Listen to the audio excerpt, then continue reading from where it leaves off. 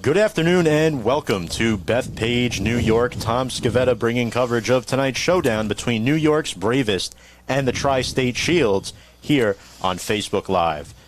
The two teams met for the first time last year up in New Rochelle back in 2021, where Tri-State edged out FDNY 33-28. Tonight's game will be won in remembrance of FDNY firefighter Tommy Elkers of Ladder 44, who is also a Bravest football alumni. And for today's game, I'm joined alongside my broadcast partner, John Heffernan. John, first and foremost, how are you? And can you tell us a little bit about Tommy Elkers? Tommy, how am I? I'm doing great. We're here at Bethpage, Long Island, Bethpage High School. FDNY football, a little rainy out here today, but folks, we are in for an awesome matchup today. Tri-State Shields, Tom, created in 2019. Not much of a history, but as both head coaches said prior to the game, a rivalry is budding. A lot of crossover players have played on both sides. We got a new regime in FDNY. We're going to cover that in just a little bit as we're moments away from the national anthem. But you asked about Tommy Elkers, and folks, we're going to have a little moment of silence for Tommy prior to the game. Died from 9/11 related illnesses, and it is in his honor today that this game is being played. A beloved firefighter that also played on the FDNY football team, and we can't talk about Tommy Elkers without also included Timmy Klein, who passed away just a few weeks ago in New York City. So our thoughts and prayers go out to both families. I also wanted to give a shout out to Timmy Klein, and so many people here today have both of those men on their minds today, Tom. Absolutely, and Tommy Elkers was 19 years as a firefighter, and he was also with the NYPD for 4 years as well. We're going to have the presentation of colors happening at midfield. And, John, you know, obviously the mindset here today, the bigger picture is more than just football. But our job as the commentators is to take people's minds off of work and everything and focus on some football for 3 hours. And as our public address announcer is cueing the players and the fans here today, we are going to be taking a moment of silence for Tommy Elkers, and we will bring that to you right now. That will be followed by the national anthem. Then we're going to break down the game just a little bit, but let's pause in remembrance of Tommy Elkers.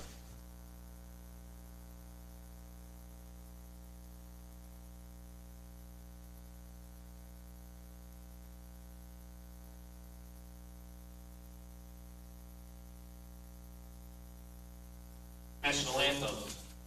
Our anthem singer this afternoon is firefighter Regina Wilson.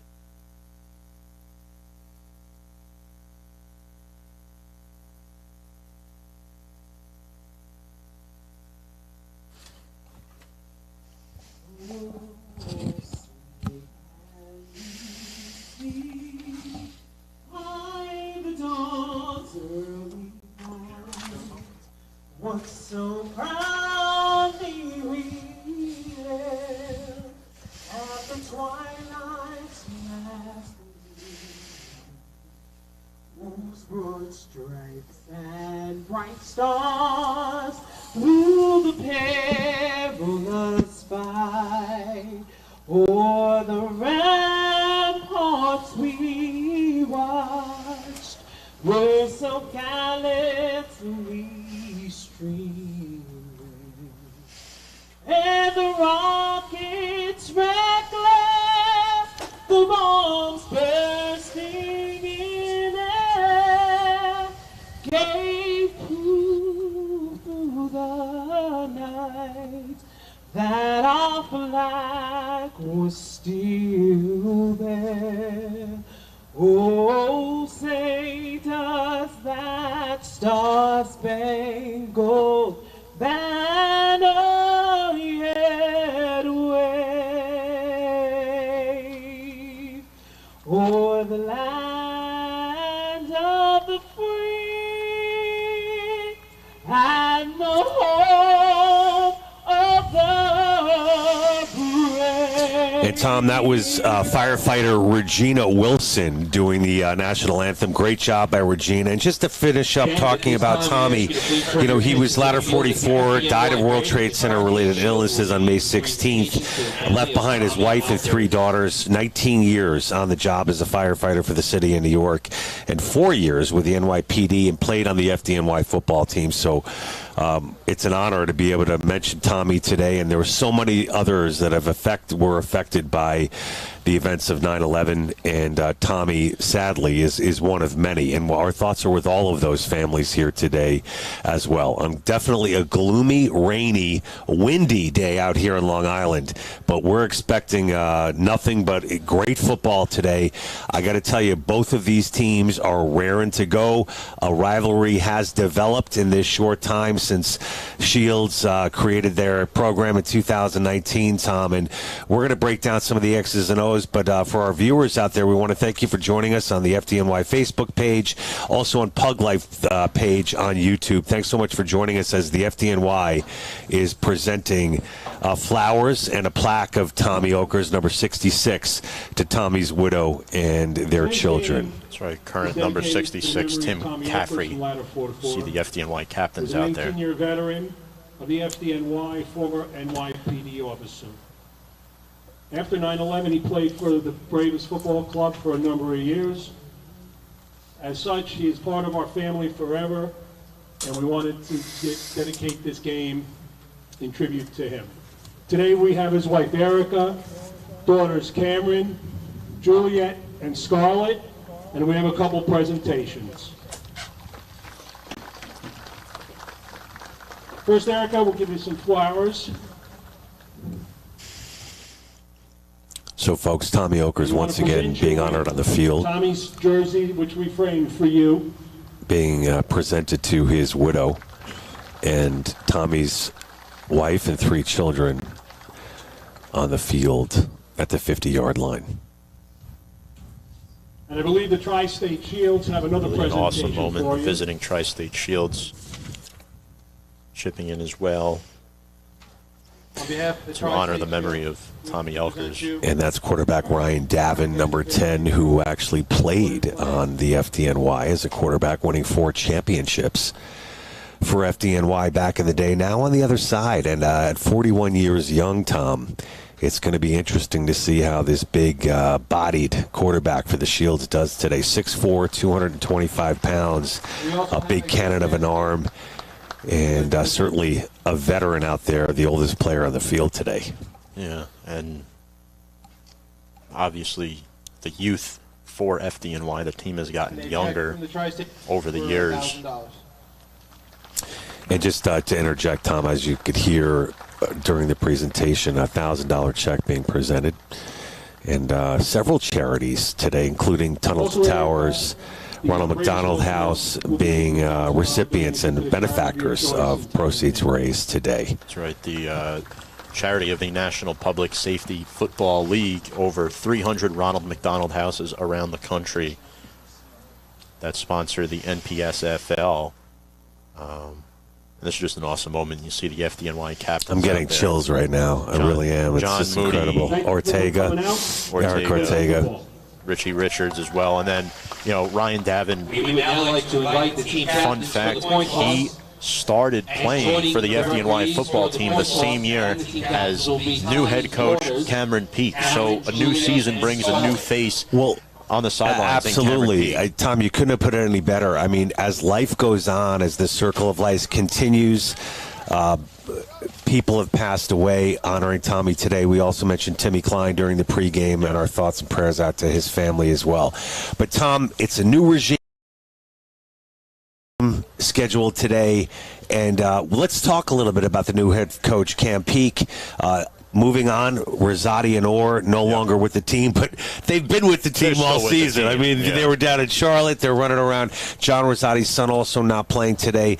So let's break it down a little bit. We'll start with Chris Rigoli at quarterback for FDNY. And, Tom, he's a veteran of 5 years on this squad. Seems completely unfazed by the weather. He said, I'll be targeting Ortega.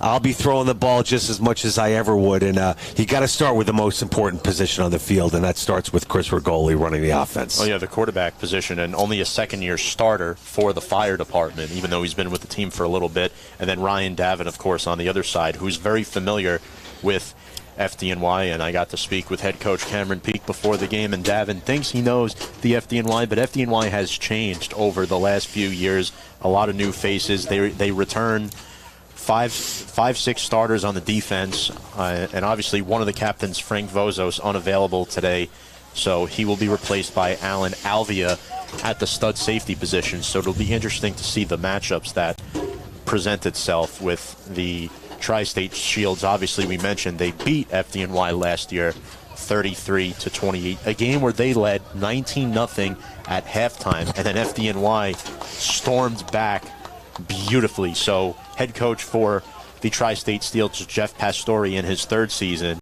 has his hands full here today. Absolutely, and as Jeff Pastore said before the game, there was a mutual respect from their guys for the FDNY guys. They said this game has been circled on the calendar. They are the cream of the crop. They are the gold standard. And they, I mean FDNY. And Coach Pastore said it's an honor to play these guys. Keep in mind, FDNY has given up a grand total of 2 points this season, Tom. You can't make that up. So a defensive-minded team for sure. Look for the FDNY defense to continue those ways. One other guy I want to mention, too, is running back number 31, Kadeem Jones for the FDNY. This guy is a stud. He is a north-south runner. He runs downhill. I compare him to a beast mode mentality. He's a bruiser. He'll run through you. Not a finesse guy, but look to him for him to get at least 10 to 15 touches today for the FDNY. They got to execute, Tom. Weather or wind aside, and both sides are dealing with some of the conditions out there today. Key to my game today, Tom: turnovers, special teams are going to be huge. Yeah, ball security emphasized by both teams, the weather playing a factor. Rainy weather here in Long Island, New York. Temperature, before we came in, the temperature was around 50 degrees and 48 degrees and rainy. Mike Horowitz kicking off, number 45 for the fire department, wearing their red jerseys with the white numbers and white trim. Tri-State Shields in their away white uniforms with the navy blue numbers. Horowitz will kick off, the second-year kicker for the fire department out of Fairleigh Dickinson University. That's where he played his college football. And we are underway here in Bethpage. It is a short kick, muffed by the Tri-State Shields. There's a scrum for it, and it looks like Tri-State was able to jump on it at about their own 25-yard line, and that is where they will start off, John. And, Tom, some of our keys to the game coming to fruition right away. We see those wet conditions already wreak a little bit of havoc. Ball comes loose on the opening kickoff, but Tri-State fortunate enough to jump on it and keep possession, and that would have been a nasty start for Tri-State. And for those of you who don't know, Tri-State is anyone with a shield can play in this team. Yep. A lot of guys from Connecticut, EMS, Fire, Cops, Homeland Security, and developed in 2019. They had a draft in 2020, Tom, and they are building quickly. And we'll talk about that in a little bit. Tri-State Shields, twin formation here, two receivers to each side, running back in the backfield. Ryan Davin is the quarterback. The handoff to the tailback, and that is number 23, Jamar Edwards, out of the Bridgeport Police Department. He is stuffed for a gain of a couple. Big gang tackle there, Tom. In on the tackle, number 54, Sam Murray, linebacker for the FDNY, and they're coming out flying, Tom, on defense. Yeah, and across the board on that offensive line for Tri-State, Scott Pedrick, the left tackle. Phil Johnson playing at left guard. Michael Ambrosio, the center. Right guard, Stanley Sadlack. Right tackle is Greg Laurie. Under center is Ryan Davin, who is in the shotgun here. And his running back in the backfield, that is Malik Williams right now. His starting receivers include Thomas Davis, David Ugarte, Anthony Papakota, and as you see Davin taking off here, he is tripped up by the fire department. Nice play made there by FDNY. On the 2nd and 5, Tom, busted play. First pass in the shotgun. Looked like it was going to be a pass by Davin, but broken play, and he was wise to just kind of get a couple of yards, get it back to the line of scrimmage, and we're now at 3rd and 5, Tom. Kickoff time was 4:20, by the way, 4:20. was kickoff time. I'm glad you mentioned that. For those just joining us, we were backed up a little bit today due to weather, and we're just glad to bring it here. Game number 3 on the docket for the FDNY. They're undefeated this season at 2-0. And it is tipped by Sam Murray, making a nice play. That pass was intended for Marlon Beckles. Good play by Murray. So a quick 3-and-out here for the Tri-State Shields, and they'll be forced to punt. Murray's been all over the place, man. He was in on that tackle on first down, and it was very disruptive there on third down. So we'll see our first punt of the game. And again, Tom, special teams are huge, and FDNY is going to come out golden with great field position here. In looking forward to their first possession of the game. Thomas Woodburn out of Westchester will be on to punt, and back there to return is number 22, John Moody, at his own 40-yard line with 13:25 to go in the first quarter. It's a high snap. Woodburn lofts it up, and it bounces around. It's going to keep rolling, and it's going to roll all the way down to the FDNY 31. There. Beautiful job right there. Tri-State could have asked for anything better than that situation they were in right then there, Tom. Friendly Tri-State bounce down to the 31. So FDNY will take over on their first possession, first down from their own 31-yard line. And I like Regola coming out throwing, Tom. Sling Absolutely. it. That was a 41-yard punt there by Woodburn on the FDNY offense. Chris Regoli, the quarterback, number 14. His running back is number 31, Kadeem Jonas. Receivers, Lawrence D. Simone, number 86, Joe Herman, number 13, Eric Ortega, number 4, Tommy Herrick, number 81. We'll get to the line in just a moment. Trips to the right here for Regoli. The handoff is to Jonas. Oh, little razzle-dazzle, 4 receiver set. The 35-yard line for a gain of about 4. Number 31, Pete Jones, gain of 4. And Tom, great symbolism there for how this game could look. Yep. O-line absolutely opened up a gaping hole for a gain of 5 yards on the play, and you got to like the O-line and what they're doing here early. Speaking of the O-line, Craig Wells, the left tackle, number 77, Jarrett Howe at 59, and left guard, John Seda, the center, number 52, Jonas they faked the handoff, and Regoli will be tapped down there at the 40-yard line. And to finish that O-line, Swain Thomas, the right guard, number 73. And at right tackle, the first-year captain, Tim Caffrey. He's been on the team for a few years now, but gets the captain nod this year, John.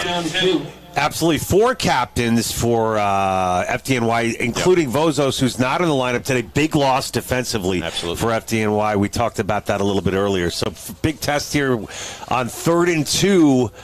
I think that was a design play, by the way, that last play. I'm not sure, but we'll see. Regoli fires. It is caught by Herrick, and he is going to be decked.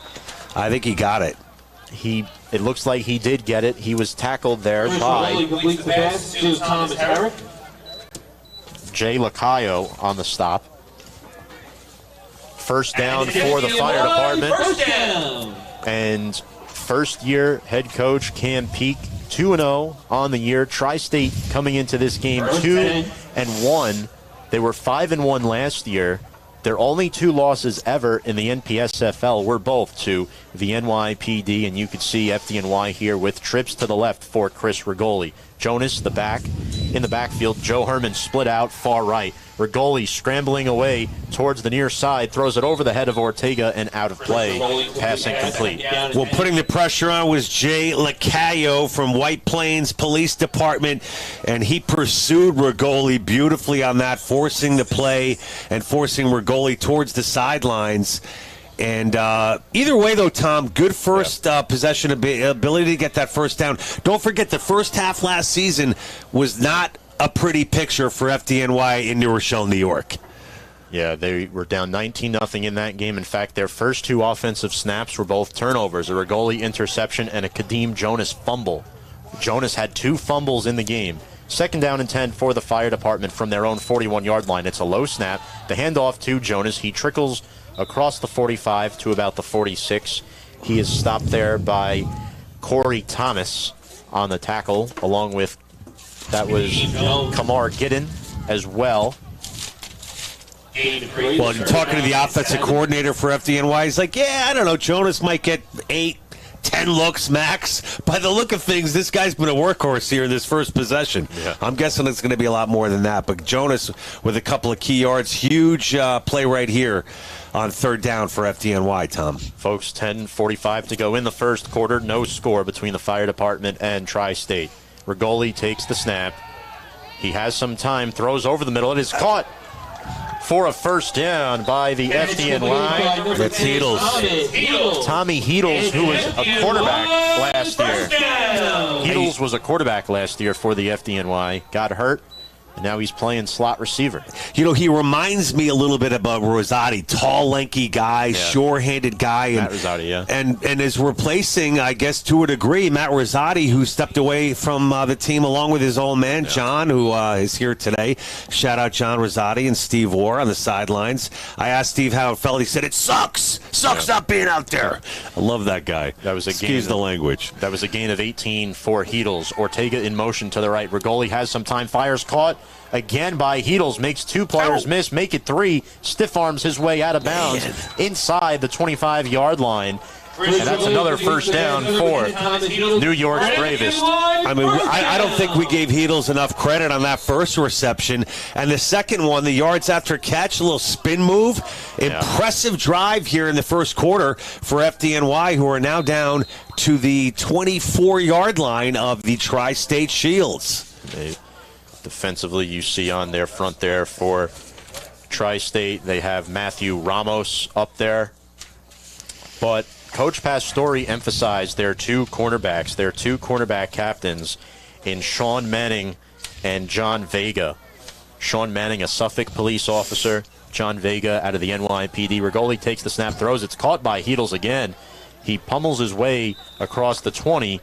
He is stopped there by Tri-State and number 52, Tony Scarnati, one of the captains out of the New Rochelle Police Department. And, you know, Tom, that's 3 receptions in a row for Tom Heedles, and I was surprised at how wide open he was in the flat. Rigoli just made an easy screen pass to Heedles, and just like that, it's 2-5, but this drive continues. They're just a great combination of running and passing the ball here in the FDNY opening possession. Jonas will check out. Dal Cortivo will check in. Twins to each side. Rigoli in the shotgun set. Dal Cortivo in the backfield. He did have a touchdown last year against Tri-State. Rigoli trying to buy some time, throws it up for grabs, and that will be way out of play there. Incomplete. That went into the pole vaulting pit on the other side of the cross of the uprights. Rigoli just looking to get rid of that one, and wisely so, not taking any chances. And that's a veteran move right there by Chris Rigoli. No point in forcing it on this impressive drive. But you got to start thinking about the kicking game too. Definitely field goal range right now. Third down. If they don't convert here, Tom, the rain could factor into all of that, whether they go for it or not. Third down and 5. Rigoli will have trips to his right. Ortega in the slot along with Herrick. Herman on the far side. D. Simone isolated on the near. Rigoli throws. It is dropped by Eric Ortega. That's going to bring up 4th down and 5. So that will bring out the kicking unit for a field goal, and number 45, Mike Horowitz. Well, like I just said, field goal range, but, who knows in these conditions what's going to transpire when it comes to field goals. But Ortega's got to be beating himself about that one. I mean, you couldn't throw it any better than Rigoli did to Ortega. But look, we're all human. It popped off his chest, and it's wet out there, and he got to move on. Mike Horowitz will try the field goal. Horowitz. This will be about a 34-yard try. Snap is good, hold is good, kick on its way. It is way short. Kick is no good for Horowitz, and Tri-State will take over. Did you see someone maybe get a piece of that from Tri-State? I don't think so. Because it just fluttered. It looked like I thought maybe at the line of scrimmage someone might have gotten a hand on that. George, can we get a look at a replay over there? No. Okay, you got it. So for Tri-State, their offense is led by Ryan Davin. We were talking about their offense a few minutes ago, but let's talk about the FDNY defensive starters. On the D-line, number 15, TJ Fernan. Up the middle, wearing number 76 today, it is Denzel Wilson. 96, John Cunningham, the linebackers. Frank Zerbo, number 44, number 33, the middle linebacker, and Captain Richie Richards. Number 54, Sam Murray. We'll get to the secondary in a moment. This is a draw play. It is stuffed and eaten up nicely by Cunningham. That's the second nice play he's made in the early stages of this one. And that is a pumped-up FDNY defense. Lots of energy, and that is an absolute beast play right there. Stuffing the run, and again, FDNY looks like a brand new team against these tri-state Shields in terms of this first meeting. And in the secondary for the fire department, number 24, Mike Martin playing the rover safety. Number 9, Alan Alvia filling in for Vozos playing the stud. The corners are Anthony Phipps and Tim Dollison, and the safety is number 22, John Moody. The captain, we have a penalty flag. I think it was jumping off sides was the FDNY in that play. I'm not sure who it was. We have a pre-snap motion here. Denzel Wilson jumped off, I believe. Yeah, so that'll move Tri-State up 5 yards, give them a 2nd and 5 at the 8:04 mark here in the first quarter at Bethpage High School. Tom, I was impressed by the tailgaters, the turnouts, even in this rain. Pretty big crowd for a rainy day, and people enjoying themselves here in the stands as well. Davin has a tight end in there, 2 receivers to his right, running back in the backfield. This is Williams, and he is going to be stopped by a fluster of FDNY red shirts there. Good play made by Alan Alvia, playing up in the box right there to bring up a 3rd down for Tri-State. And I believe Danny Olivier was also in on that play, if not mistaken. Also want to quickly shout out the Facebook Live viewers watching. If you're watching, make sure to share the stream with everybody on the FDNY Bravest Facebook page or Pug Life Sports as well. We are also on YouTube. For those who don't have Facebook, Pug Life Sports. And Tri-State here, they have trips to the right. Receivers singled out on the far side. Big Davin, 3rd down for Davin. Davin calling out motions. He takes the snap. He looks left, throws left. It is caught by his receiver. That is number 11, Bryce Brown, for a first down. And it's complete, and an absolute laser from Ryan Davin. Couldn't have thrown it any better, right at the 10-yard stick. And we've got the first down today for the Tri-State Shields. That's something they definitely needed right there. Also, it looks like we have a comment from Thomas Elkers. So proud of my son, the best of the best. Thomas, thank you so much for watching. Man. And we appreciate everything that your son did for the fire department, the police department as well. And we wish you all the best. This game is in remembrance today of Tommy Elkers. Mr. Elkers, thank you so much for giving us a shout out on the air here today. Really glad you're watching. And it was a beautiful pregame ceremony for Tommy, and we're glad to have been able to cover it. And enjoy the game, sir. And keep sharing this stream, folks. Put your mind on some football today. Fire department and Tri-State under 6.5 minutes to go in the first quarter. No score yet. This will be 2nd and 11 upcoming for Tri-State. Twin receivers to each side for Davin. He looks left again. Throws. It is caught by Brown, and it'll take a swarm of fire department defenders led. Kind of a late whistle there. His forward motion was impeded right at the point of contact. But either way, Tom, looks like Davin has really shaken off the rust in that after that first possession, and a couple of big completions here for Tri-State. Well, when Phil Tefano was calling the games with me a few years ago, he said Davin was the most decorated quarterback, arguably, in this league. Oh, absolutely. Steve Orr was telling me, the former assistant for the FDNY, now on the sidelines for this game, was saying in 2002, if they had Davin at QB, they would have beaten PD and 4 championships for Davin, while a member of FDNY at the quarterback position. 3rd down and 1. Davin pump fakes, throws over the middle. It is caught. Beautiful play. And it is caught by Anthony Papakota, the captain out of Norwalk Fire Department. Wow, Papakota. Penalty flag. And there was a penalty on the play. They're going to bring it back for holding. Look where the flag is. Well, I'm not sure. It might have been an unnecessary roughness penalty there. Oh, so it's going to go against FDNY. It'll count completion, and another beautiful pass by number 10, quarterback Ryan Davin. Yeah. So the penalty is declined. And Papakota did a really good job of getting open right there. That's 3 passes in a row. Davin has looked very, very sharp. And Davin joined the FDNY with Cam Peak back in 2002 after 9/11. They both started out together. Davin was on the team for quite some time. Former fire department quarterback. He's very familiar with a lot of the guys on the other side of the ball. And now he is a member of the Clarkstown Police Department. Graduate of Clarkstown South High School. Pump fake throws. It is deflected by Anthony Phipps. Well, Tom, he's human after all. Yeah. Well, I'll tell you this. Phipps is very good in pass coverage. Solid pass coverage defender. We saw that last year against the PD at MetLife Stadium. He rose to the scene. Pass was a little bit behind the receiver. Clarkstown High School grad, also played football at Marist and a little bit at Albany, Ryan Davin. So yeah, he's had a little taste of the college game. Division I. And here. But the biggest offensive play of the game so far on that last pass play, prior to the miss right there.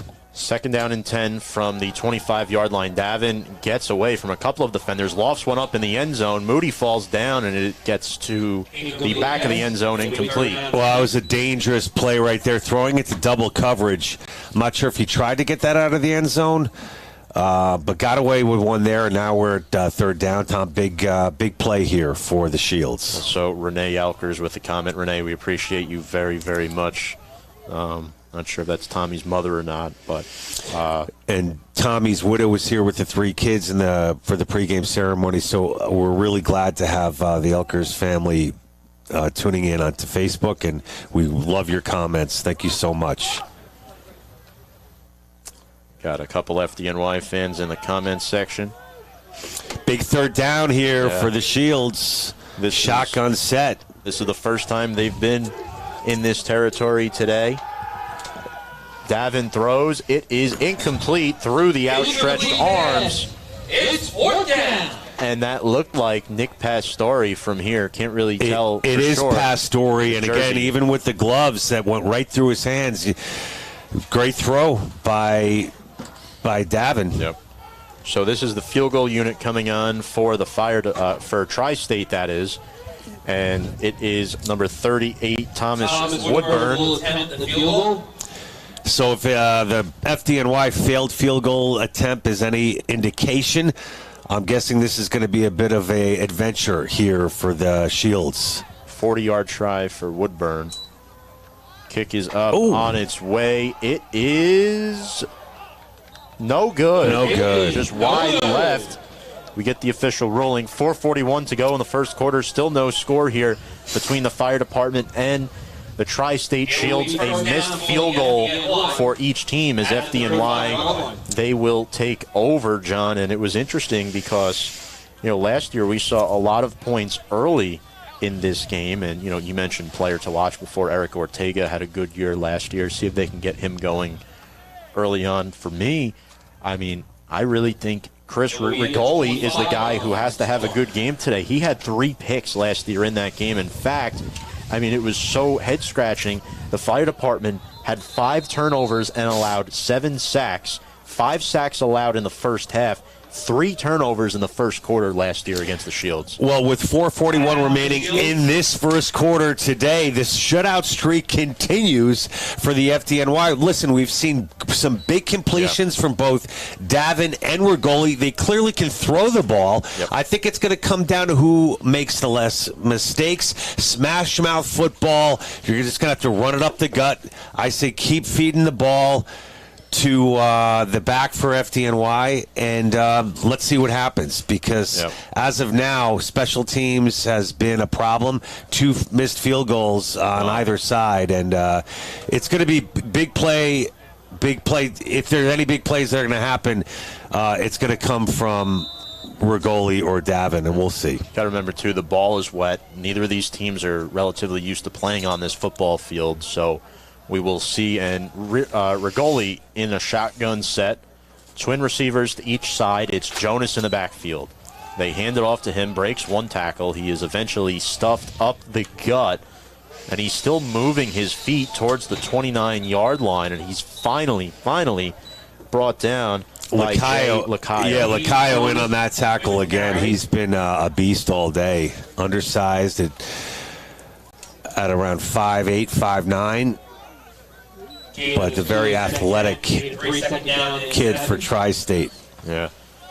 Kadeem Jonas in his second season with the FDNY football team. Scored a touchdown last week, Kadeem Jonas. He did. Well, the last game they played, trips to the right. D. Simone singled out on the near side left. Jonas to Rigoli's right in the backfield. He'll get the handoff again, and he steamrolls his way across the 30. As head coach Peak was saying, he is a violent running back. He puts his head down and just rolls. And, that second effort, Tom, got FDNY a couple of extra yards. Yeah, Kadeem Jonas had 2 fumbles in the Tri-State game last year, but he's doing a good job here today. And Dalcortivo in the game, number 29 in the backfield, out of Brooklyn, New York, 5'9", 200 build, at a ladder of 149. Trips receivers to the left. Herrick is in the game in the slot. Joe Herman split out wide right. The handoff to Dalcortivo. It's going to depend on the spot. I think he got it by a hair. I don't know. Ricky Dalcortivo with the carry. And Ivan Mongi was in on that, or was that Thomas Davis? Oh, he did get it. Okay. First down for the FDNY. First down for fire department. That's a nice spot for FDNY, so they're going to reset here at their own 35-yard line. Trips to the left. Herrick, Ortega, and D. Simone. Tri-State playing with the 3 down front. Rigoli looks left, throws. This one is caught by Ortega. Gain of about 4. That'll bring up 2nd and 6. Well, it's good to see Ortega get in the reception category after that drop he had in the last possession. So that bodes well for Eric Ortega, one of the co-captains on this FDNY team. And Ortega also worked at the same firehouse as Timmy Klein. It's been a tough couple of weeks for Eric Ortega, that is for sure. Timmy, of course, the firefighter that passed away in a fire in New York City just a few weeks ago. Tommy Heedles checks in the game. From the old school, no gloves approach. Love to see it. Jonas in the backfield to Rigoli's left. He looks left, throws. D. Simone unable to make the catch, just a little too far left there for him. Rigoli targeted D. Simone from the very jump there and wasn't able to get through to him. And we are now looking at 3rd and 6. Be interesting to see what the play call is here. New offensive coordinator for the fire department this year. That is Mark Pape. Poppy also coached at Fairleigh Dickinson. Yeah. And is no stranger to this FDNY football team, even though he's in his first year as the offensive coordinator. Poppy calling all the plays today. And the pass is caught by Ortega. And he's going to be short of the first down, and out comes the punting unit for the red and white. I'm just wondering if you're going to target Ortega, he's got to be a couple more yards down the field, or what's the point? But anyway, reception Ortega, and it's 4th down, Tom. Michael Horowitz. Horowitz, relatively new kicker, Tom, by the way, last couple of years. And Pat Olkavy back to return. And that is a very short punt there. It's going to be downed by the fire department at the Tri-State 39-yard line. And that was not a good punt there by Horowitz. Only logged 26 yards. Yeah, and he's not happy about that. He's kind of hanging his head as he comes off the field, but it's going to be up to the FDNY defense now to lock it down. You see fire department bringing in a couple of new players in the game. You see Mike Hart in there, number 34 for the first time. He's lined up on the edge. Twins to each side for Davin. The pass is deflected by Denzel Wilson. It's picked off by Hart. He's going to take it inside the 5, and he is tripped up there inside the 5 down to the 2-yard line. Michael Hart, have yourself a game. Tom, it all started on that play with Denzel Wilson getting a hand on the football, and he has been penetrating all afternoon long. It was able to stay up in the air just long enough for the pick, almost a pick 6. It's FDNY football, our first turnover of the game in favor of the Bravest. Well, Cam Peake preached ball security and no mental mistakes today. Offensively, you want to limit your mistakes, no mental issues. They can't play one half of football again like they did last year, and they have come out really strong here defensively, and their great defense is giving their offense a very short football field right here. They only have to go 2 yards. And we're down, running down the clock to close to a minute to go here in the first quarter. Rigoli hands off to Jonas. He is going to be decked by a swarm of Tri-State Shields. That is number 50, Matthew Ramos, on the tackle. We got helmets flying all over the place. Some smash mouth football down on the Shields, close to the Shields end zone. It's now 2nd and 10 with a minute and 2 to go here in quarter number 1. Jeff Pastore, the head coach of Tri-State, mentioned on Ryan Davin, he had a perfect first half last year. He was the difference maker in last year's game, but also mentioned if there was another 2 minutes to go in that game, the result might have been different with the way it was trending in FDNY's favor. Tommy Herrick just checked in at 1. And Tommy Herrick and Ortega both in the slot. D. Simone on the near side. Joe Herman split out far right. Rigoli rolling right, throws it. It's incomplete off the left hand of Dal Cortivo, who is known as more of the receiving back for FDNY. Tom, Dal Cortivo could not have been any more wide open. Oh, my goodness. Wow. And just a little bit of maybe some miscommunication, and ball was just maybe a little bit high from Rigoli, but Dal Cortivo got his hands on it, unable to make the reception, and now down to 3rd and 5. Got a couple comments. Pedro says punching in. Shout out to Gina, family member of Mike Silazitsky. Been on the team for a few years now, and again, Heedle's in the slot there. Watch Herman wide right here. Rigoli, he's going for him. Throws to Herman, and it is juggled and caught for a touchdown. Joe Herman catches the 2-yard touchdown from Chris Rigoli, puts FDNY up 6-0. Joe Herman with a touchdown reception. Nicely done. John, you called it. Can't say I didn't call it. Can't say I didn't call it. I just had a feeling.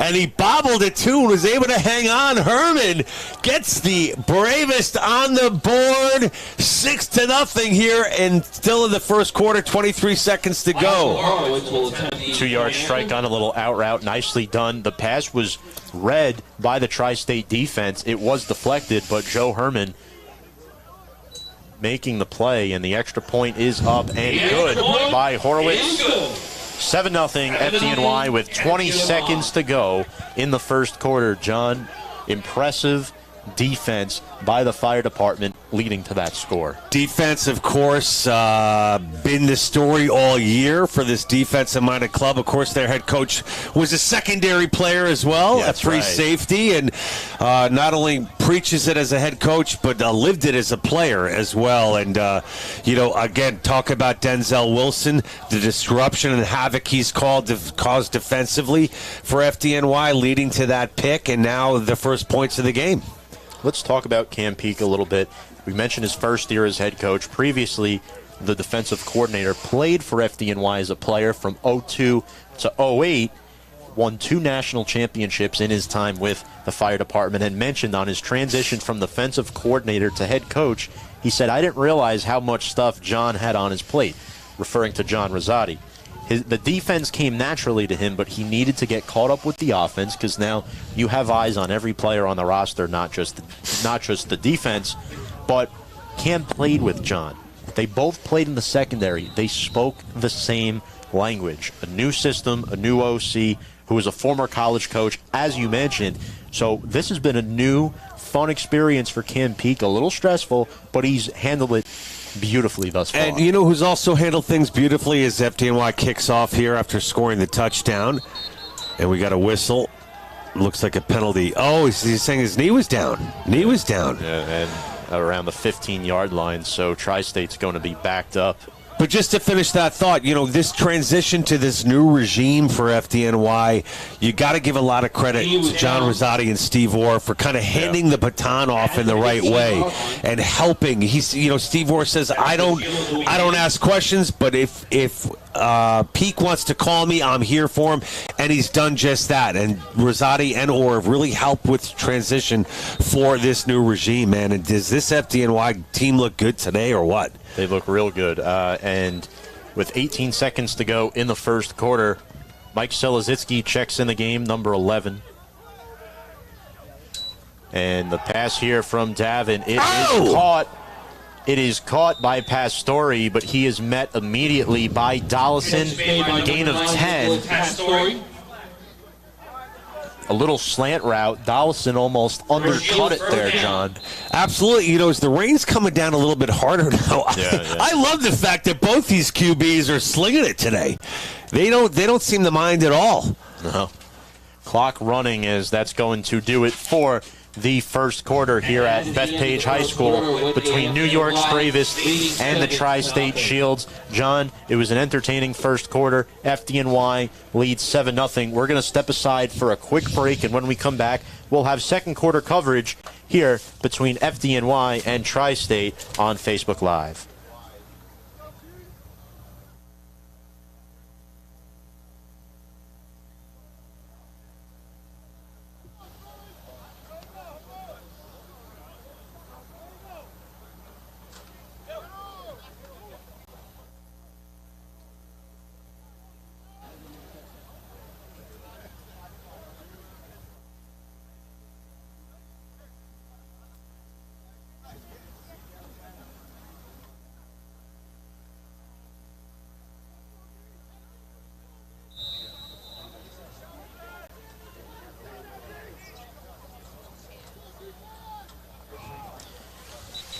Folks, welcome back to Bethpage High School, home of the Golden Eagles. But we have first responders playing on today, not the Golden Eagles football team. It is FDNY and the Tri-State Shields of the National Public Safety Football League. And John, excited to plug, we're supposed to have a short halftime interview with FDNY Vice President, former assistant coach Steve Orr. Well, FDNY football Vice President, I should say. Well, listen, please stick around for the Steve Orr interview, because I got to say one thing you can always say about Steve Orr. That guy is entertaining as all get out. So we want to hear what Steve's been up to and talk a little bit about Tommy and a few other things. So stick around for that. And the handoff here to Williams, maneuvering his way. He is wrapped up by Selezitsky after a gain of about 5. You know, Tom, we don't have the luxury of live stats today, but I want to say that first quarter fairly evenly matched, with the exception of that one turnover. 2 field goal attempts failed on either side. Some big key receptions on both sides of the football, and came down to that one turnover. But evenly matched, as we thought this would be. 19 unanswered points for FDNY last season when these two played for the first time in program's history. And we expected a tight one here today, and we've gotten just that.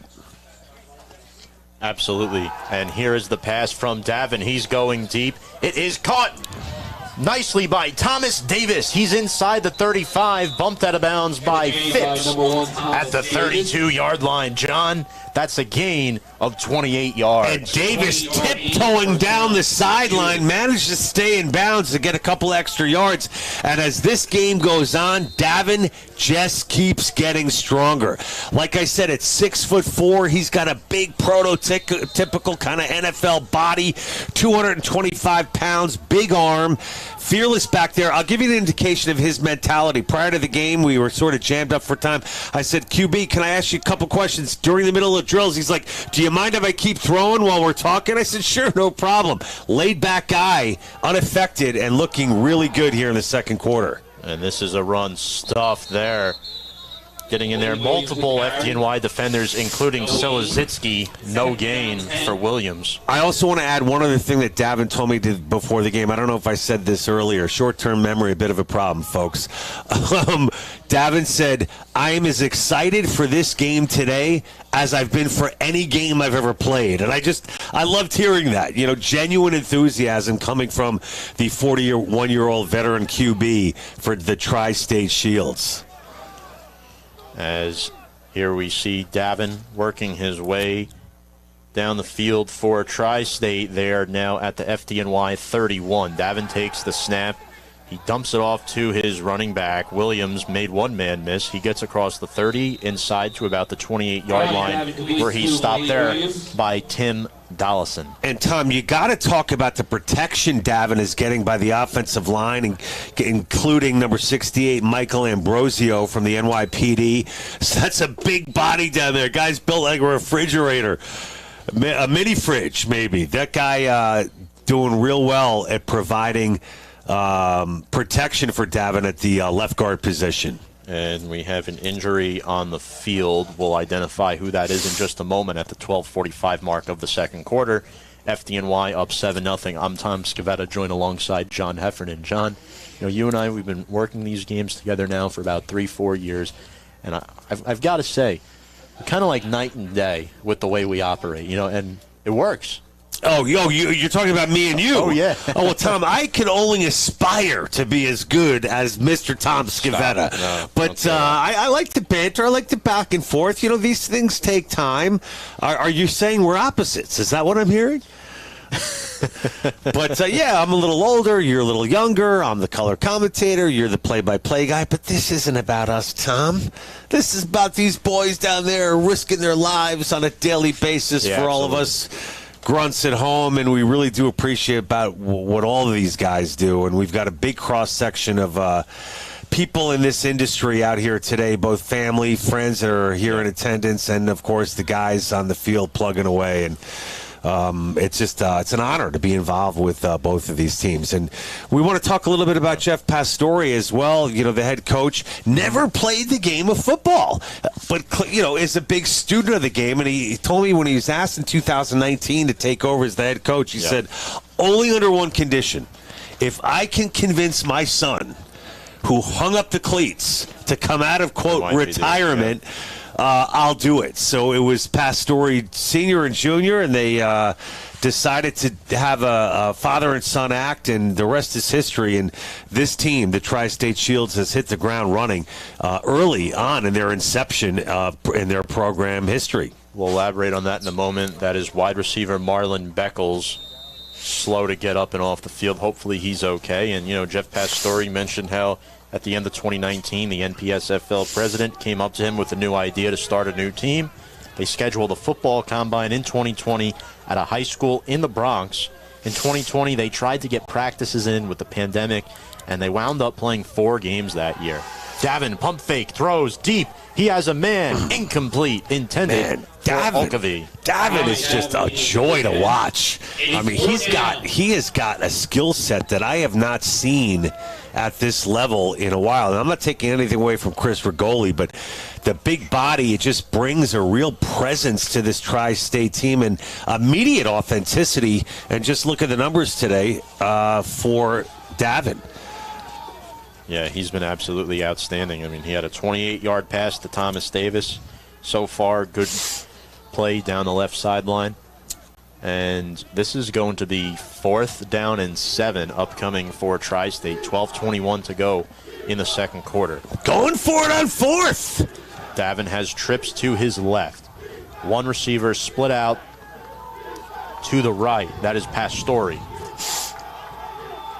Davin takes the snap. He's looking in Pastore's direction. He is hit hard by Denzel Wilson. Pass is incomplete and a turnover on downs, John. Wilson again with penetration, disrupting the play, forcing the pass, well behind the receiver. Looks like there might have been a missed route there too, I'm not sure, but clearly a bit of miscommunication by the receiver. I believe, was that number 1 for Tri-State, Tom, the intended receiver? I got 2 number 1s here on the roster. so I'm not sure which one it is. Thomas Davis. It is Davis. All right. Anyway, give Tri-State credit for rolling the dice there. Certainly not quite field goal position, at least for that kicker and the conditions. So turnover on downs, FDNY football. Let's see what Rigoli's got. So Rigoli in the shotgun set. Gives it up to Jonas. Nice block there by Seda. And Jonas gets across the 30 to the 32 for a gain of 4 on first down. And the tackle made by number 55, Robert Rivera from the NYPD. Gain of 4, second down. Yeah, 6. and Jeff Pastore, to finish up on that story, you know, this is a mostly upper-base New York team. They practice at Flowers Park in New Rochelle. They have guys from Homeland Security, NYPD, Rockland County Police Department, Clarkstown, Connecticut Fire Department, EMTs, military PD, you name it. They make up a lot of different branches of public safety as Jonas has hit hard here. Beautifully done.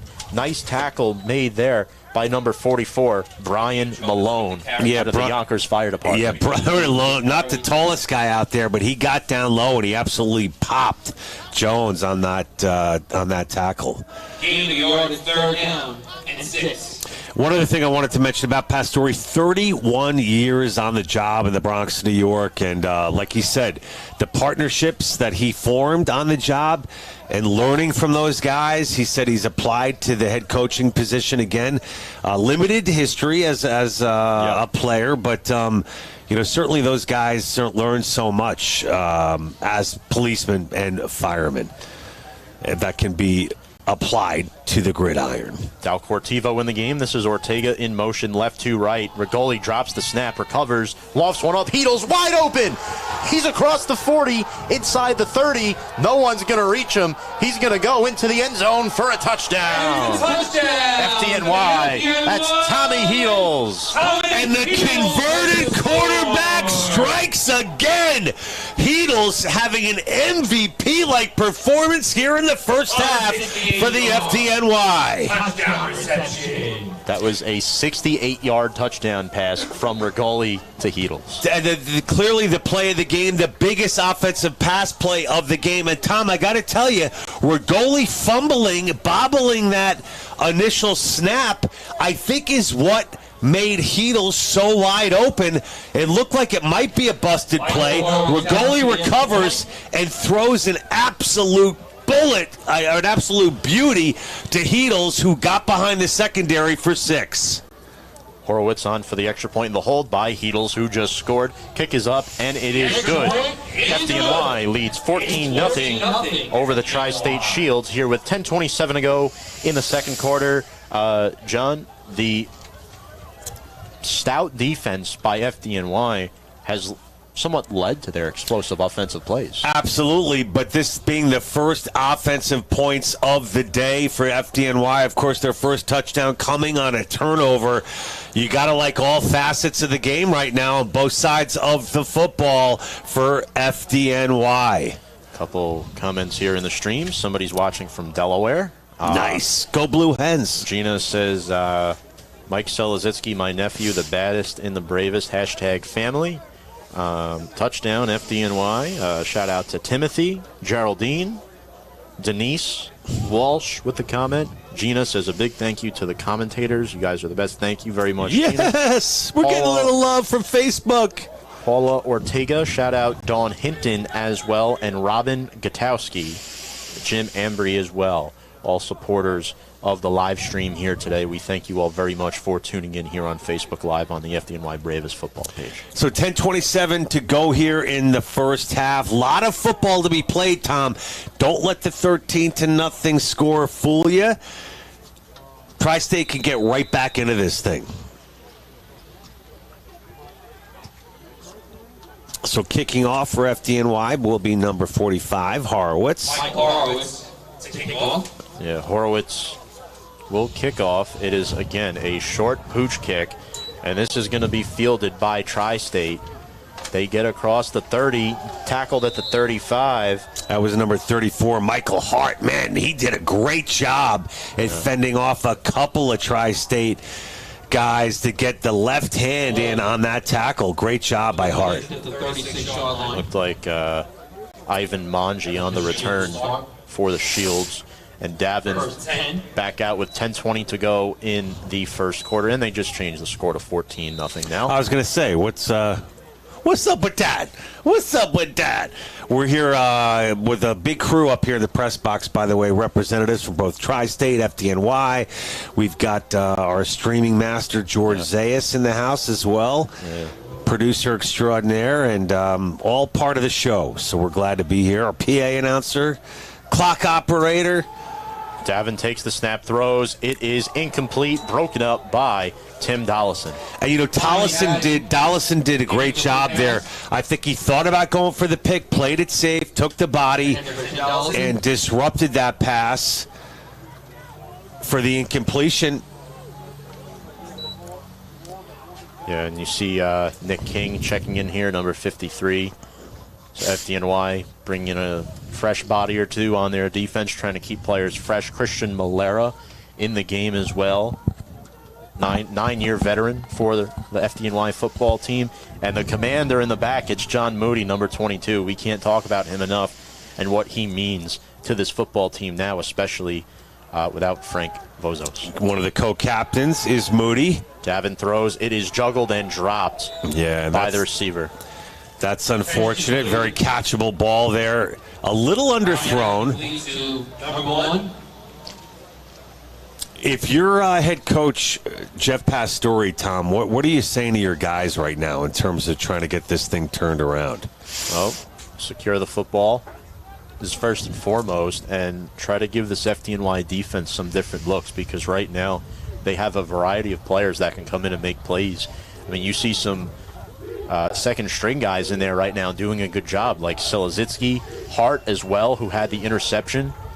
Newcomer and John Cunningham on that defensive line. Nick Venier as well. I mean, I really like what I see from this FDNY defense. Davin throwing deep. This is intercepted by John Moody for the FDNY. That is the second interception by Ryan Davin here today. Well, you were just talking about Moody, and there was an ill-advised pass into double coverage. Moody just kind of stepped up and made the pick. And John and Tom, you cannot talk enough about this secondary without talking about Moody.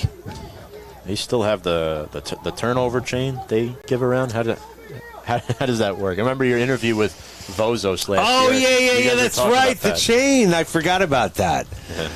That's the every time the FDNY gets a pick, they present a big chunky bling. Oh, second turnover caused by that FDNY defense. Rigoli has trips to his left. Herman singled out near side right. That's where he's going with it. Throw is a little short. Herman makes the catch, though, at the 35-yard line. Oh, beautiful catch. Textbook play by Joe Herman. Working the sideline to perfection. And you could tell the relationship that Rigoli and Herman have. Years of experience. They trust each other. Rigoli knew what he had. He just threw it up. He's got the luxury of Herman's size. Throw it up there. Let Joe Herman come down with it. And that's exactly what he did. That was a gain of 27 yards for Joe Herman. And FDNY now has the football inside the Tri-State 35 at their 33. Rigoli again trips to the left. They throw left. This pass is caught by Herrick. He gets inside the 30 down to the 29, gain of 4. Herman right side, Herrick left side. It's all working here in the second quarter for Chris Rigoli, especially on this drive. Seemingly doing whatever he wants out there, getting great protection from the O-line. And Tri-State looks like they're moving a little bit in slow motion out there. Kathy Elkers writing, "Thank you so much for honoring my son today. He was truly the best son and brother. We miss him terribly. Let's go Bravest." Thank you so much, Mrs. Elkers. We really appreciate you giving us a shout-out on Facebook, and it's an honor to be able to call this game today in your son's memory. And not to digress from that, but there is a penalty flag. Rigoli got drilled after the whistle was blown by Tri-State. That was a late hit there by number 34, Preston Uwogarin. And the skirmish continues, but Rigoli seems completely unfazed by all of it. He stepped away. He's like, let's go, boys. Let's get back into the huddle here and get a few more points. Now 2nd and 6, 8:48 to go here in the first half. But sometimes you need the tension to get a little high, a little conflict, a little pushing and shoving to wake yourself up. Oh, absolutely. And we have a personal foul against Tri-State. Personal foul penalty against Tri-State. They're going to move the ball up probably 15 yards, and that's going to put the football. It will be a 15-yard penalty. Well, intensity is good, but putting your team at a 15-yard loss, not good. So it's going to be first down for FDNY, and they're in great position right now. 21-yard line with 8:48 to go in the second quarter. So about halfway through the quarter almost. And FDNY on top 14-0 already. They look dominant right now. And Tri-State, a much smaller team here today. You can see just by looking at the sideline, not as many players as the fire department. And that definitely plays a factor. And Tri-State, for those of you just joining us, 2-1 on the season so far. Their first time these two teams met last year. Tri-State came out on top. So maybe a little extra incentive for FDNY this season, Tom. And they're waiting for the head official to get back to his spot, and we'll blow the whistle and resume play. Rigoli trips to the right side. Heedles, Ortega, and Herman, and DeSimone split out left. Rigoli rolling right, throws in the end zone. It is intercepted by Tri-State. Nice play made there. He's got some Shields. That interception was made by Raheem Bradshaw, the MTA policeman. And taking down Eric Ortega on the pickoff, was able to take the runner down, but that came close to him being able to bust that thing wide open, Tom, on the pick. And he picked it right at the 1 yard line. That was a much-needed play there by Bradshaw. And it looked like Rigoli just forced the ball into Ortega there, and Bradshaw read that beautifully. Well, just exactly what you need is a break if you're the Tri-State Shields, and they got it on that interception there. And they're going to have the ball now at their own 25-yard line. Davin back out here, looking right, moving around in the pocket, still in some trouble, throws back across over the middle of the field. He is knocked down by Vidal. Incomplete pass. Calvin Vidal with a nice pressure. If anything, I think Davin knocked down Vidal. He ran into a cement wall and Davin, but good pressure by Vidal, and certainly being able to get through on the busted play there as the quarterback for Tri-State, scrambling to no avail. Yeah, nice job there by the fire department defense. 2nd down and 10 upcoming for Tri-State. Davin, twins to each side. Williams is with him in the backfield. He takes the snap. Looking, throws over the middle at the feet of the intended target there. Good coverage by Michael Hart on that play for the FDNY. Michael Hart. That was intended for Bryce Brown, one of the captains. And Hart, the linebacker, been involved quite a bit here in the first half for FDNY. Yeah. Not a listed starter either, I should mention. And it'll be 3rd and 10. Big play for the Shields if they want to take advantage of this turnover. Pressure's on Davin to make something happen here. Absolutely, John. And Davin will have trips to his right. You see Frank Zerbo in the game. Good pass coverage linebacker for FDNY. It looks like Nick King is in there as well, number 53. Sideline is getting jacked up. They fake the handoff, play action deep down the sideline, and this is bobbled and almost picked off by Malera. And Malera's juggle almost forced it into the hands of Bryce Brown. That was almost a disaster for both teams. Malera had that right in his hands. Just can't hang on to it, bobbled it around. But listen, great play by the secondary for FDNY. Again, Davin throwing into double coverage, taking a shot. And he is lucky there that wasn't picked off. Thomas Woodburn is on to punt. Ball placed at the 25. John Moody back to return inside midfield. 4th and 10 with 8:10 to go in the second quarter. Snap is good, and the punt is up and away. It is a short, wobbly kick. Takes a bounce at the 47. It'll roll down all the way to the 40, so that is a 35-yard punt by Woodburn.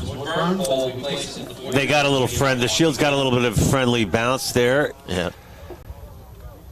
But either way, Tri-State's lucky to get out of that one without the pick. And with 7:57 now to go in this first half, FDNY will take over. Yeah. And try to increase their 14-point lead. 14-0.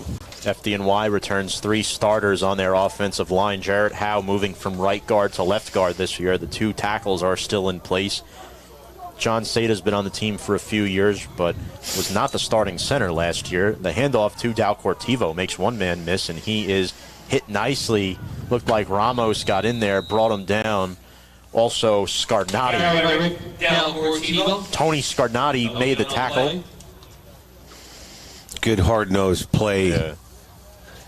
Just wanted to run through quickly, Tom, the charities for New York Bravest. UFA Thomas Lasser Fund, FDNY Fire Family Transport Foundation, UFA Widows and Children's, and New York Firefighters Burn Center Foundation.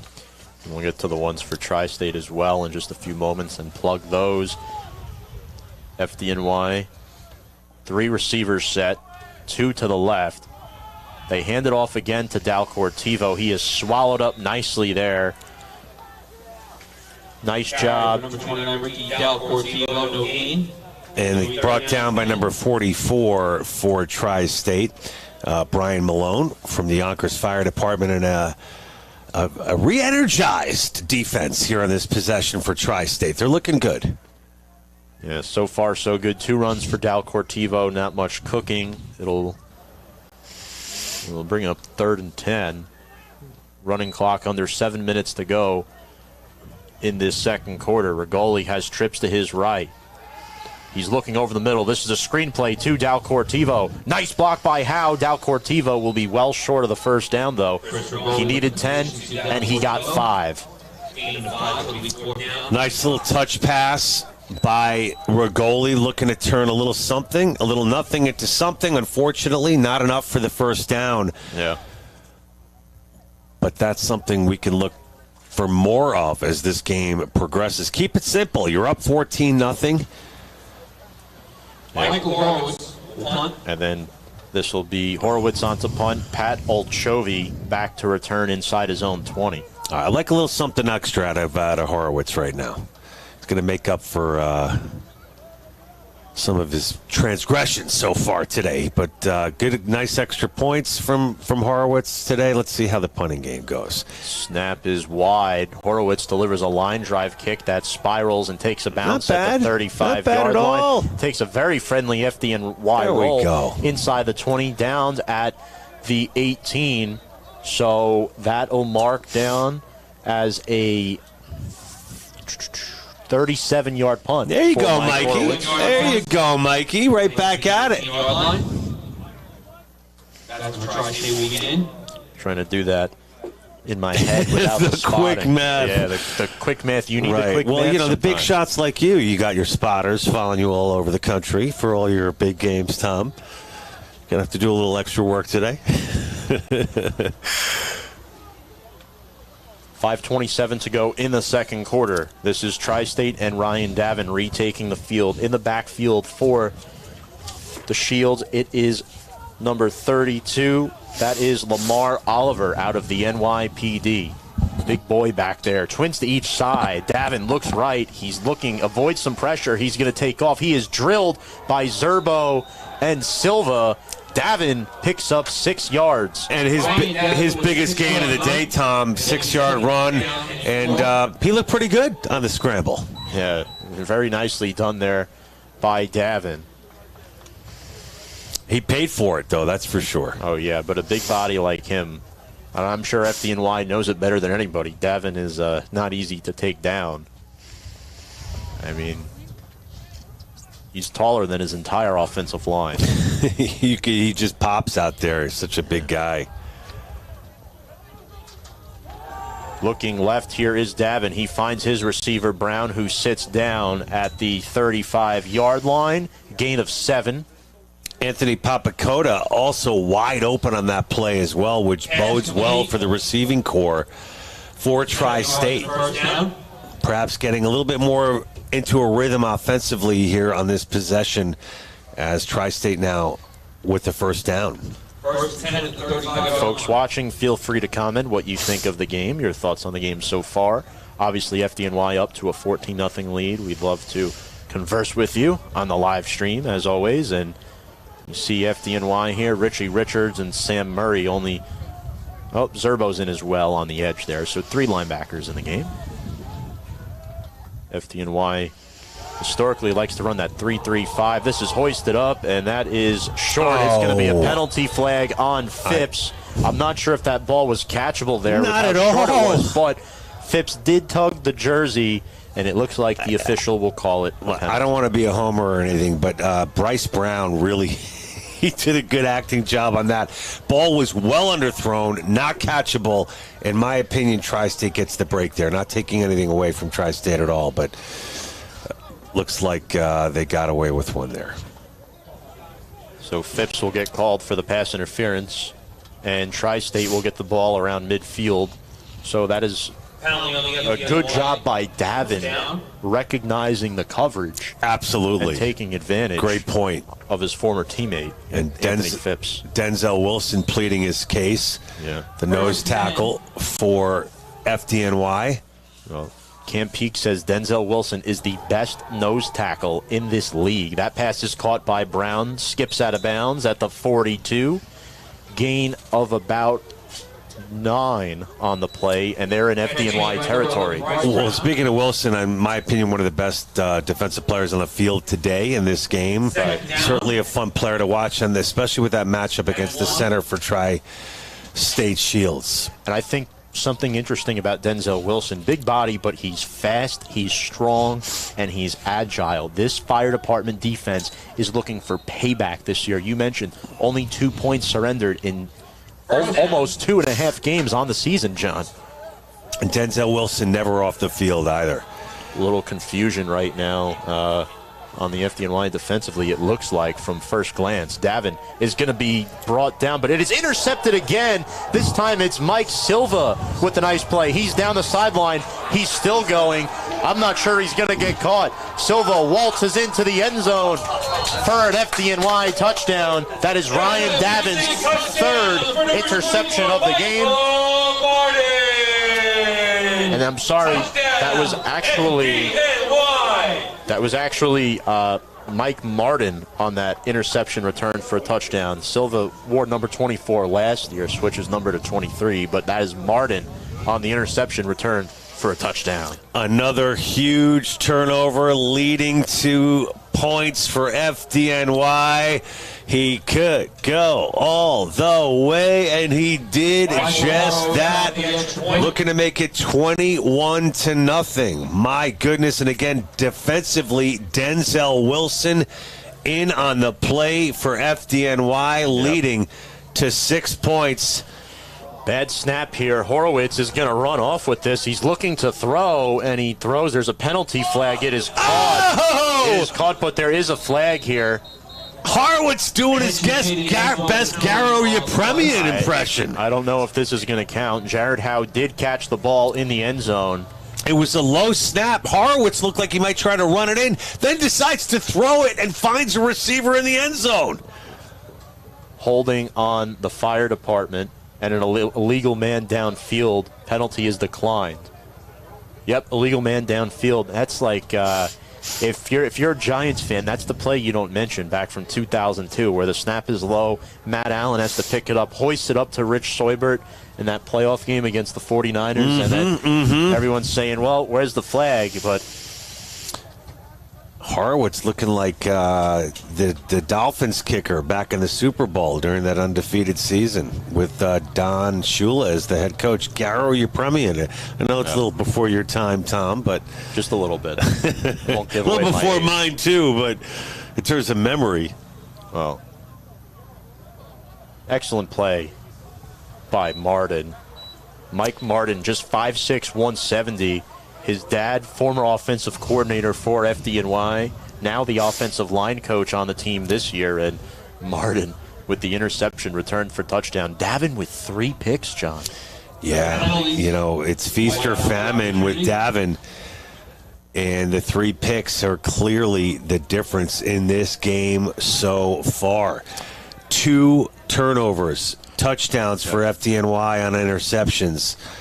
And that really is the name of the game here in the first half. Just to clarify someone's question in the comment section, 3 minutes, 13 seconds to go in the second quarter until halftime. FDNY will kick off here up 20-0. Horowitz did not get an opportunity to kick the extra point due to the botched snap by the long snapper, Kenny Surrett. And back deep to return for Tri-State. Looks like Thomas Davis back there. There's 2 number 1s on Tri-State, so it's hard to distinguish which one is who. I'm going to go ahead and say that's Davis back there and Manji lined up in the middle towards the 40-yard line. So the FDNY going on 10 quarters now without giving up a touchdown or a field goal as it relates to their opposition, only giving up a safety in this entire season, this being game number 3. This is a line drive kick again. That's going to take a bounce into the end zone for a touchback. Wanted to quickly get the charities in for Tri-State. Tunnel to Towers.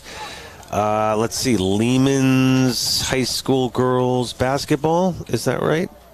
Pop Warner. That is correct, yep. NYC Lions Run to Daylight program, Derby High School, suicide awareness.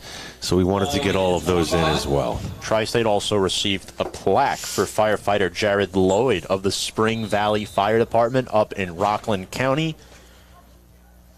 About an hour away, hour plus, depending on traffic from here in Bethpage, New York, out in Nassau County. I like Bethpage. Drove around here a little bit earlier. Very nice town. Me, I'm a Westchester guy, Tom, originally. So, but close by, close enough. Your Westchester roots. That's right. It looked like Denzel Wilson is going to get called for an encroachment here. That would be his second penalty of the game. Also wanted to wish all those mothers out there happy Mother's Day weekend. Absolutely. Big day for the moms tomorrow. And we heard from Tommy Oker's mom as well today on the live stream, and just wanted to send our wishes for a happy Mother's Day to you, Mrs. Okers. And all the other mothers out there as well, of course. I know we have a lot watching the stream right now. Pat Manning, what was the spread? Oh, we're not going to get into that, but we got a little DraftKings action today? I don't know. Spread. That's funny. Davin has twin receivers to each side. Low snap. The handoff here to the tailback. He is wrapped up there at about the 32-yard line. Sam Murray got in there to bring down Malik Williams. Under 3 minutes to go in the first half, folks. Jamar Edwards checks in wearing those red sleeves. Davin rolls right, looking for somebody, throws it deep. Well short, but Olchovi was open. He was open. He broke the seal, John. Davin underthrew him, but he had him. Yeah. And also when I was talking to Cam Peake during the week, this was very interesting what he said about his favorite part about coaching the team. He said it keeps him involved. Very similar to Steve Orr. I love the team. One of the best decisions, career decisions with FDNY.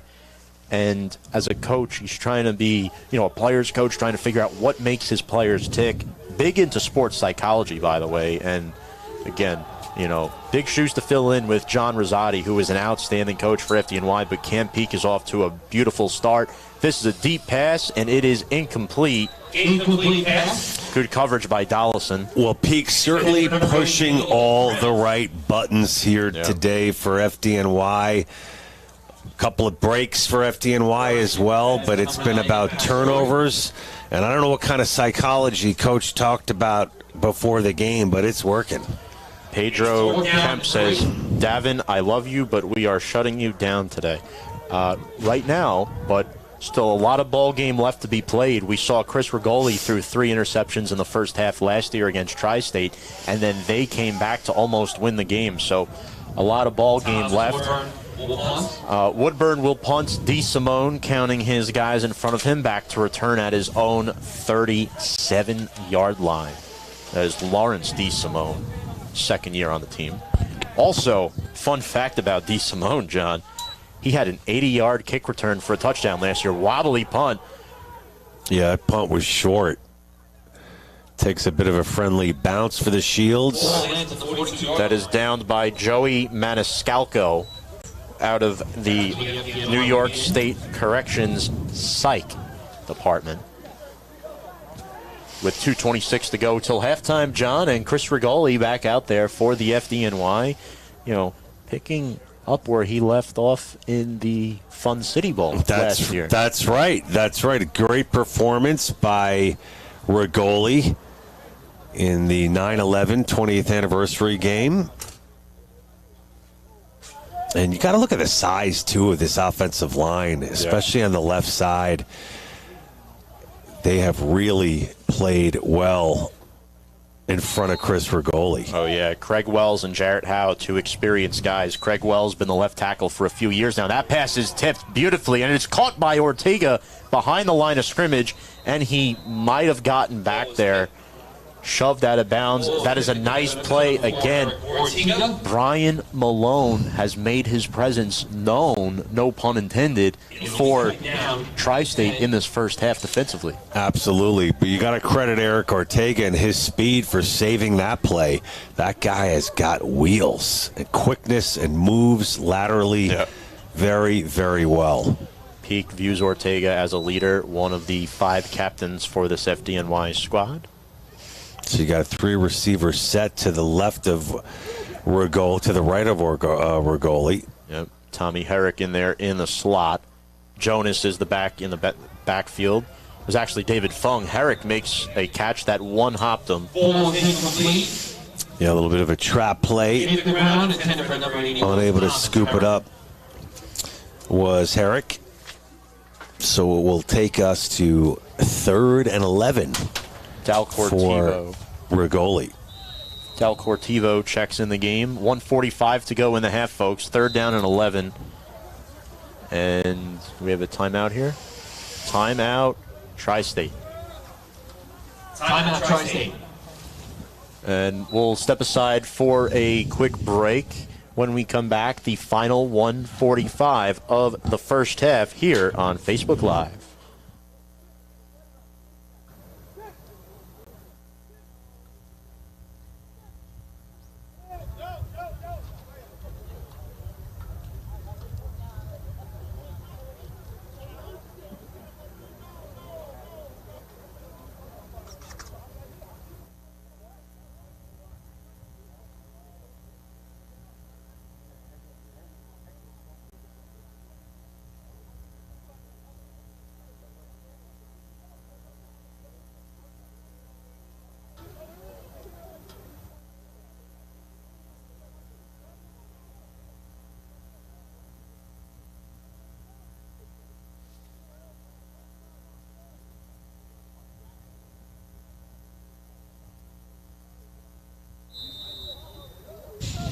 Folks, welcome back to Bethpage High School here in Bethpage, New York. My name is Tom Scavetta, joined alongside John Heffernan.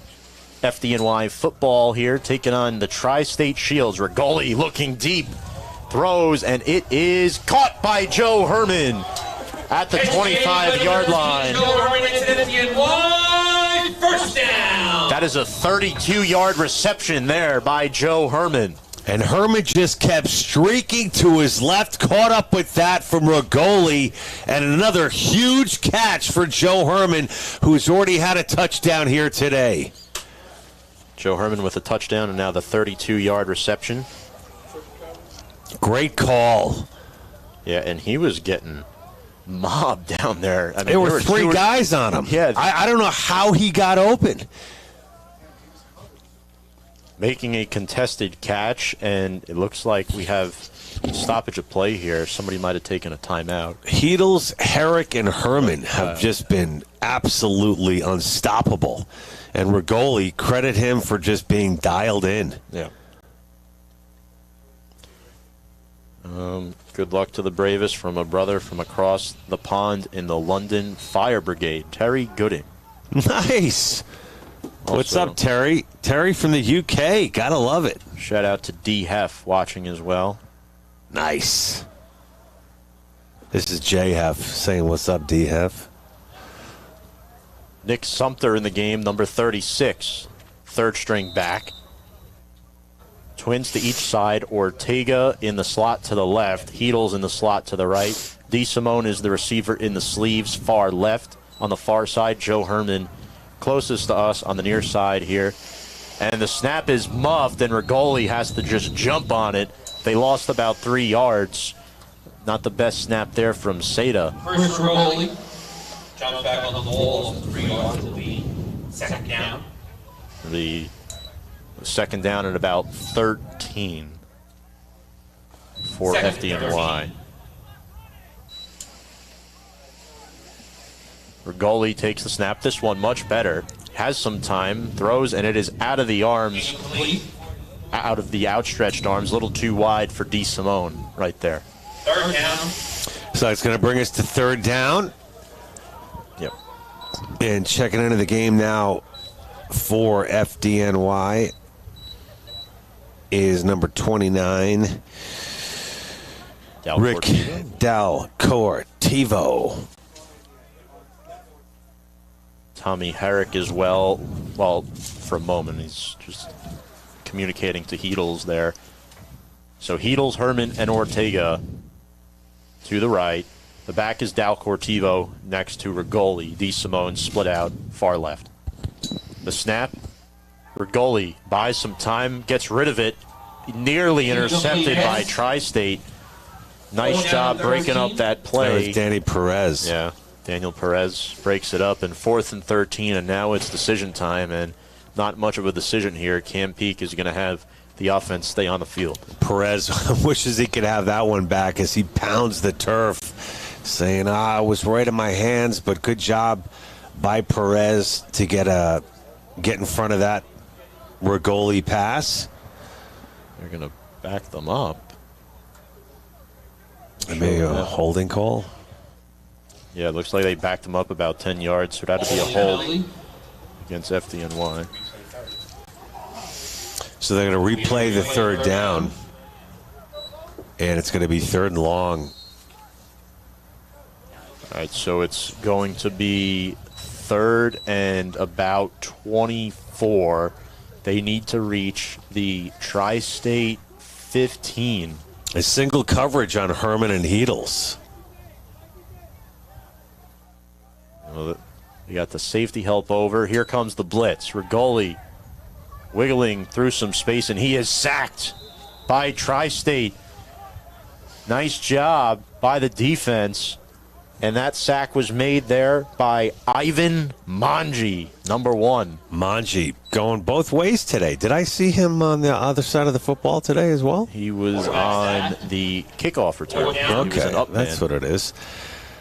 And the clock continues to count down. 15 seconds now to go here in the first half. Bethpage, Long Island, Bethpage High School. And Tri-State does have one timeout, but I'm not sure they're going to get this one off. We'll see. And that will do it. No. Timeout FDNY. No, we have a penalty flag. A delay a game? I think they probably just took that. Delay a game and take the extra 5 yards. Just sort of a matter of formalities at this point. And guys, don't go anywhere. We got a special guest coming up at halftime here on the Facebook FDNY page and also our YouTube page. Is it, what is it? Pug Life Sports. Pug Life Sports. Shout out George Zayas. Wearing so many hats today here in the press box. You can check out this game as well on Pug Life Sports page on YouTube. But our special guest, I'm not going to tell you who it is. Well, we already... Did we already tease it a little bit? All right. Well, you know, some people... Well, someone might have just tuned in. I was going to have it as a surprise for them. But anyway, Steve Orr will be joining us, ladies and gentlemen, here at the half. Former assistant coach for FDNY. Always a great interview. Very entertaining. He better be here. Steve, don't make me come down there and get you. So Steve Orr passing the reins over the new regime in Camp Peak and this other incredible group of coaches for FDNY. So we're going to talk a little bit about a bunch of different things as we now are officially at the end of our first half of play. Rigoli takes the snap, rolls to his right. He's under duress. Will just throw it into harm's way there. It is picked off again by Tri-State. Daniel. No, it was not Daniel Perez. No, it was Pastore. The son of head coach Jeff Pastore. Nick comes up with a pick. What's the point of throwing the ball there, Tom? Your opinion? I think they just... It's another version of a punt. They want to take a shot at the end zone, see if they can get something off rather than punting it. And unfortunately, they couldn't get a good look. We're going to take a break and be back in a couple of minutes. We'll be back in a couple of minutes. At halftime, the score, FDNY 20, Tri-State Shields nothing. We'll be back in just a few moments here on Facebook Live.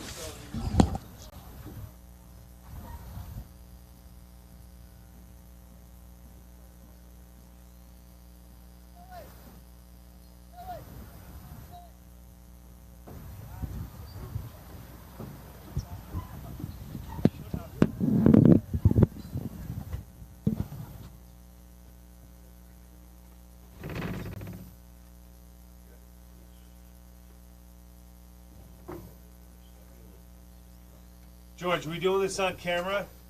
Yeah. Okay. All right, give me 1 second. I got to write something down. Yeah. 1 second.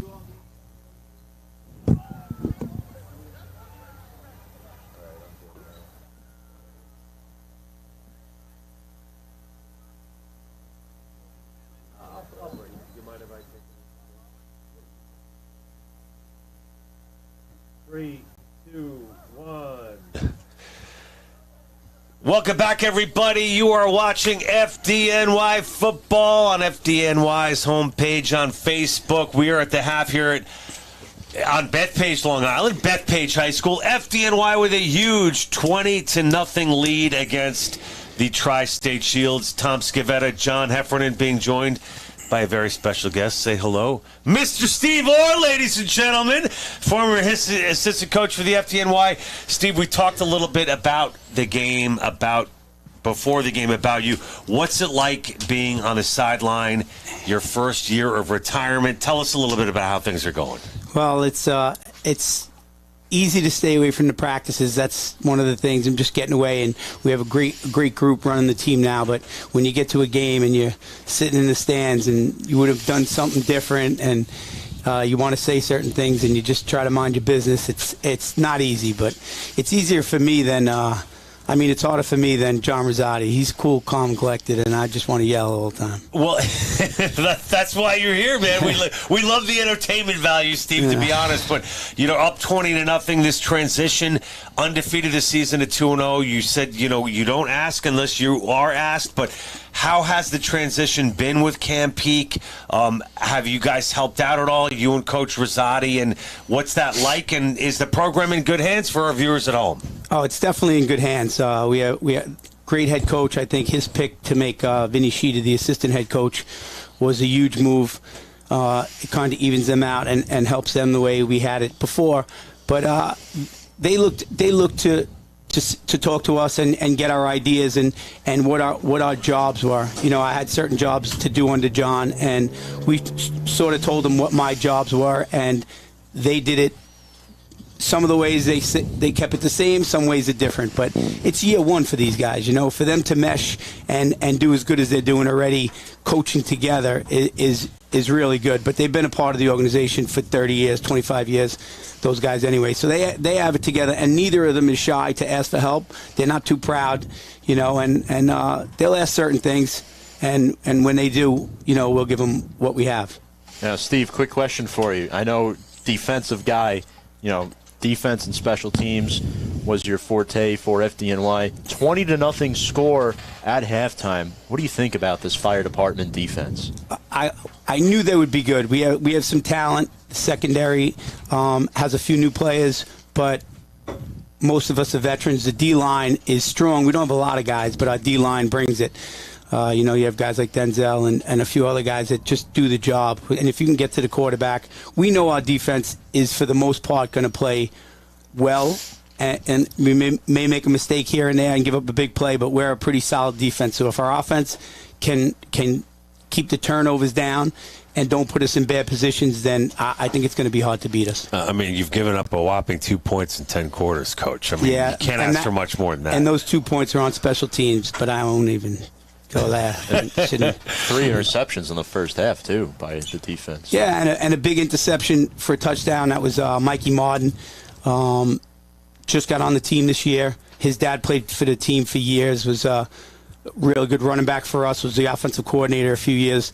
And it's good to see, you know, someone's son come on. We used to see him at our practices and games.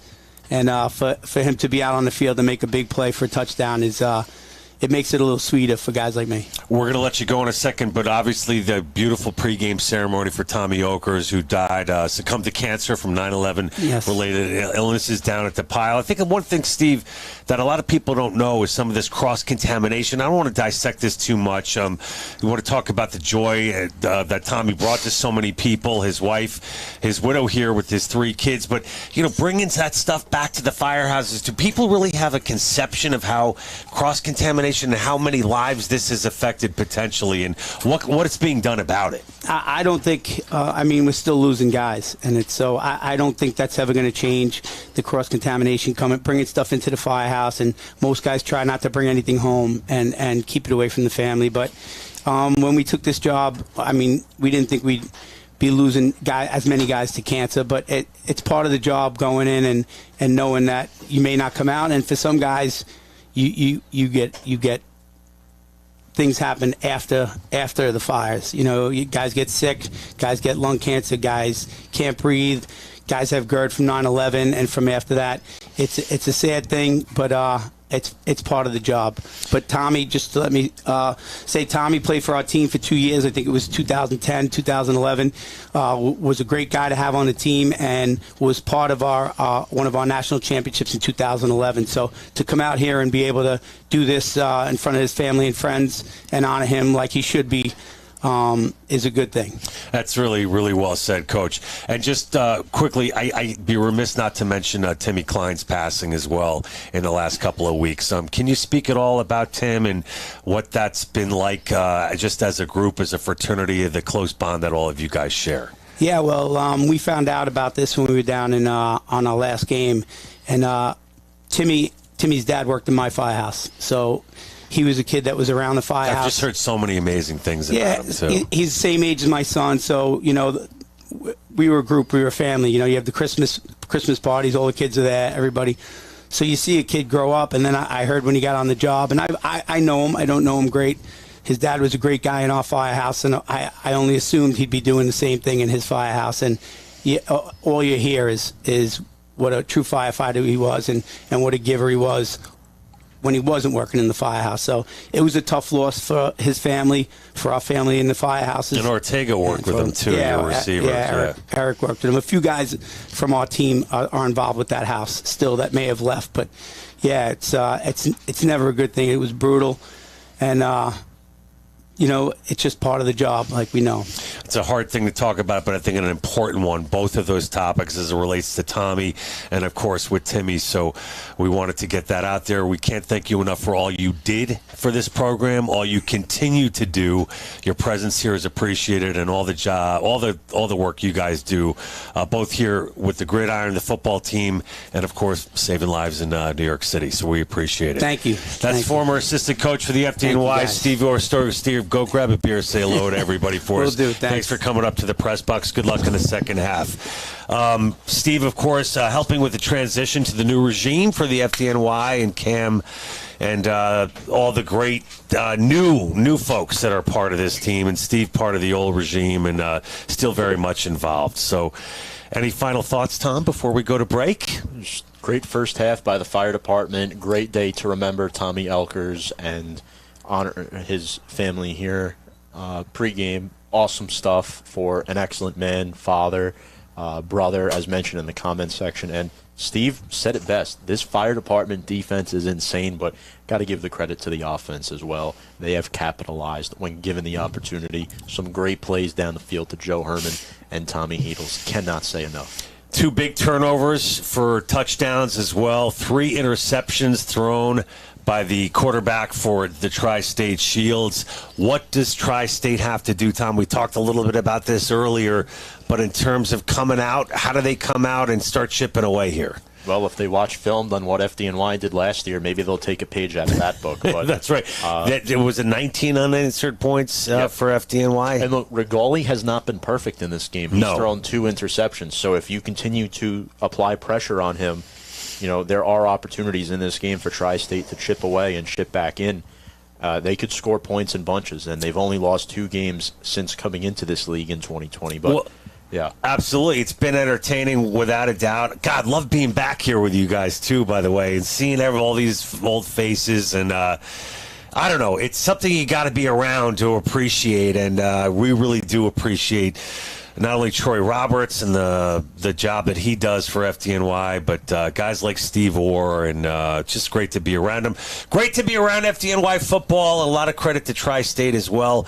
This new program since 2019 has done a lot of good things, and we're expecting more of that here in the second half, right, Tom? So what do you think? Throw it to break for a little while? Step aside for a quick break, folks. John and I will be back in just about 4 or 5 minutes or so, so don't go anywhere. Maybe 10 for me. We have the second half covered for you in just a few moments here on Facebook Live. Forgot about the camera.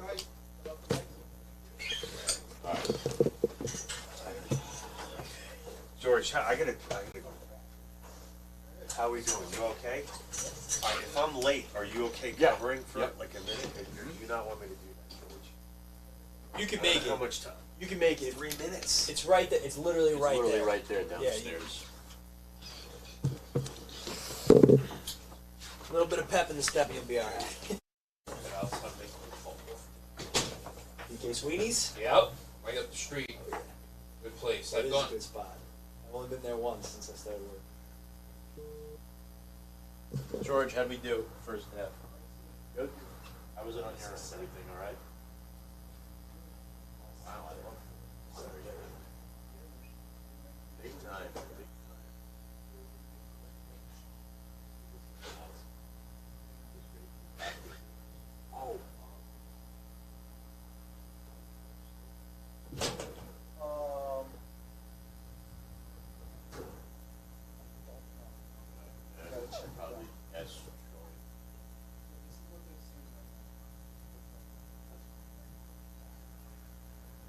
Yes, could I put a reservation in for 2 at 7:30? I just need like a couple minutes to, yeah.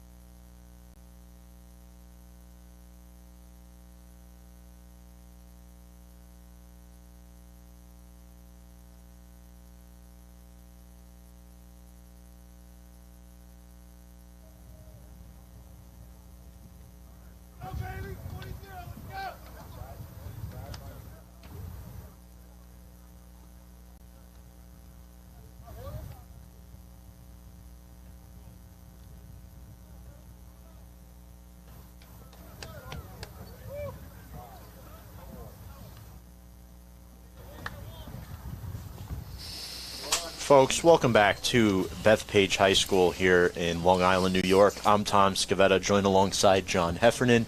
FDNY football taking on the Tri-State Shields here in today's NPSFL matchup. FDNY 2-0 on the year. They are leading 20-0 at halftime over the 2-1 Tri-State Fields. John, as we get ready for the third quarter of action, we saw a very intensified defense for FDNY in that first half. They have now had multiple interceptions in all three games they've played this year. They beat DC 26-0 back on April 16th, and then they beat the Charlotte Cobras 19-2 back on April 23rd. Very similar feat here in the first half. Well, we talked about it before the game started, Tom. Turnover is so important in any game, especially with the weather out here today. It's not raining as hard. It looks like it's tapered off quite a bit as we get ready for the second half. But, of course, the 3 picks by Davin for Tri-State, the difference, 2 of those interceptions leading to touchdowns for FDNY. 2 picks on the other side for Rigoli. They've been able to contain it, though, defensively and have really shut down this Tri-State team. Absolutely, and I think it's been interesting to see the approach against Ryan Davin, a quarterback who played for this football team for so many years, now on the other side of the field playing for Tri-State, a guy who was a huge difference maker in last year's game. He's made some mistakes in this first half. What does he need to do to get his team back into this game? Because a 20-0 hole against this defense, you might as well be down by 40-0. Well, we've seen some big plays from Davin, and I just think it's a matter of getting a couple of breaks. Tri-State in desperate need of getting a few breaks. A couple of turnovers here or there could turn this game around quickly. We've seen some big pass plays from Davin in the first half, and he's going to have to do more of that, and more importantly, have those equate into points for Tri-State. Folks, we're still waiting for Tri-State to retake the field here for this second half of action. But, I've got to say, Tri-State, their season so far has been quite interesting. They have had an interesting road. They started off the year against LASD. They beat them 17-6. They lost to the NYPD, folks, 35-7. And then they beat the Chicago PD. They played at Vanderbilt Stadium. They beat them 43-29, so they're 2-1 on the year. And what we didn't touch upon in the first half about Tri-State, they played in Division II of the NPSFL last year. They weren't in FDNY's division and NYPD's division. Now they're in Division I, where they're playing up against a lot of former national champions. So the level of competition is very different for them this year. Much higher level of competition, and whatever adjustments head coach Pastore has made at halftime, it's going to be interesting to see how it reflects out here on the gridiron in the second half. Speaking of Pastore, I talked to Jeff Pastore. He said FDNY, tough, excellent team. Passing attack for both teams is great, but, you want to try to slow down FDNY's passing attack, and we saw them break for some big plays between Joe Herman and Tommy Heedles. So I think that's important. And offensively, he mentioned they have to limit the mistakes. They have to play near perfect football. 3 turnovers is not limiting the mistakes. So Tri-State has not played to their game plan. And Davin has had time to throw the football periodically in that first half. It's not like he's not getting any protection at all. He scrambled for a couple of gains as well. It can't be left entirely up to him, but it's just been too much FDNY on both sides of the football. And defensively for FDNY, you can't say enough about the play of the nose guard, Denzel Wilson. Yeah, Denzel Wilson, a really good player, had a penalty or 2 against him, but he tipped the ball that was eventually picked off and returned for a touchdown by Mike Hart. So that was a potential game-changing play right there that shifted the momentum in FDNY's favor when we were at a standstill, 0-0.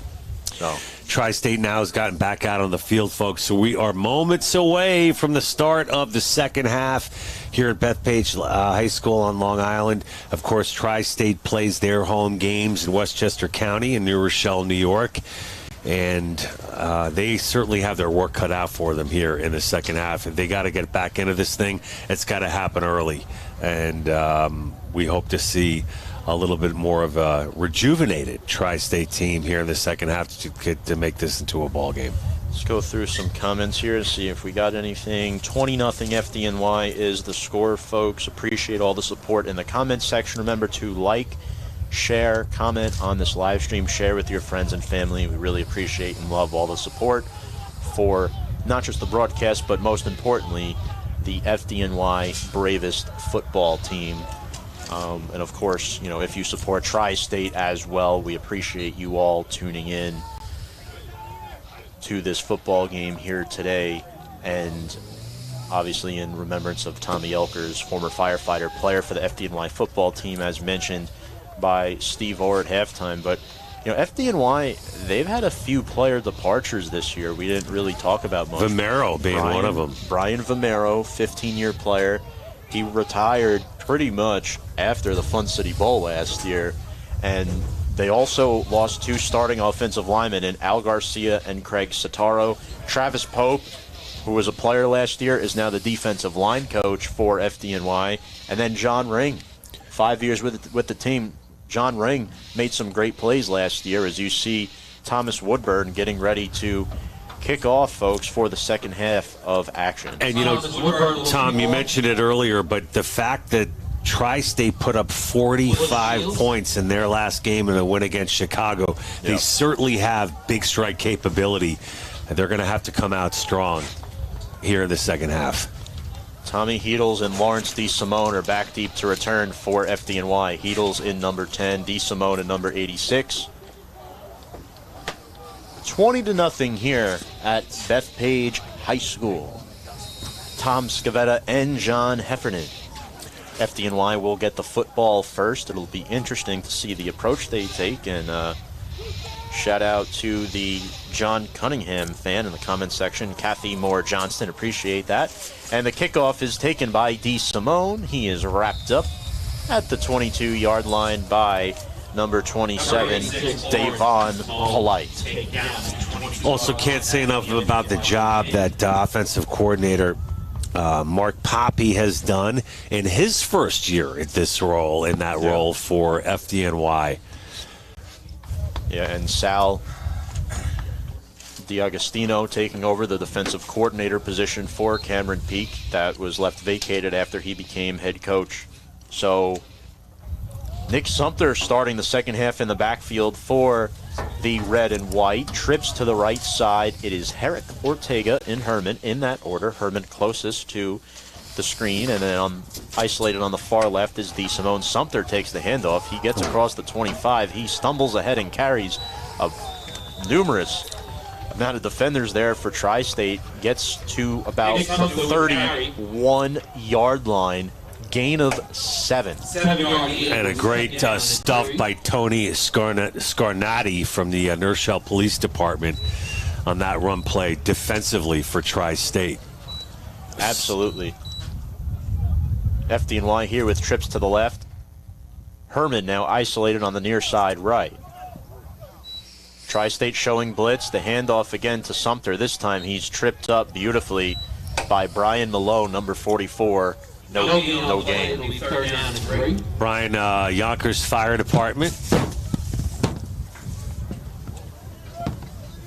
employee in on the tackle for Tri-State. And just like that, we're at 3rd and 3. Rigoli will have twins to each side here in the 4-receiver set. Dal Cortivo, the back in the backfield, to his left. Ortega, the man in motion. The snap, low snap. And this is actually a new quarterback in the game. It's caught by Herman across the 35. He has the first down. John Conklin completes the pass. He picked up 7 yards, and that is John Conklin, the backup quarterback in the game for FDNY. John Conklin played for Corrections last year, and he's out of the Department of Sanitation, now firefighter. Tom, you got to wonder, is Rigoli banged up? I mean, what other reason would there be to have a quarterback change up 20-0? I got to wonder if Rigoli is dealing with any kind of injury. We have Kevin Conklin in the comments section saying, let's go Conklin. And Conklin connected on a couple of deep balls for Corrections last year against FDNY. He finds Ortega here to the left side.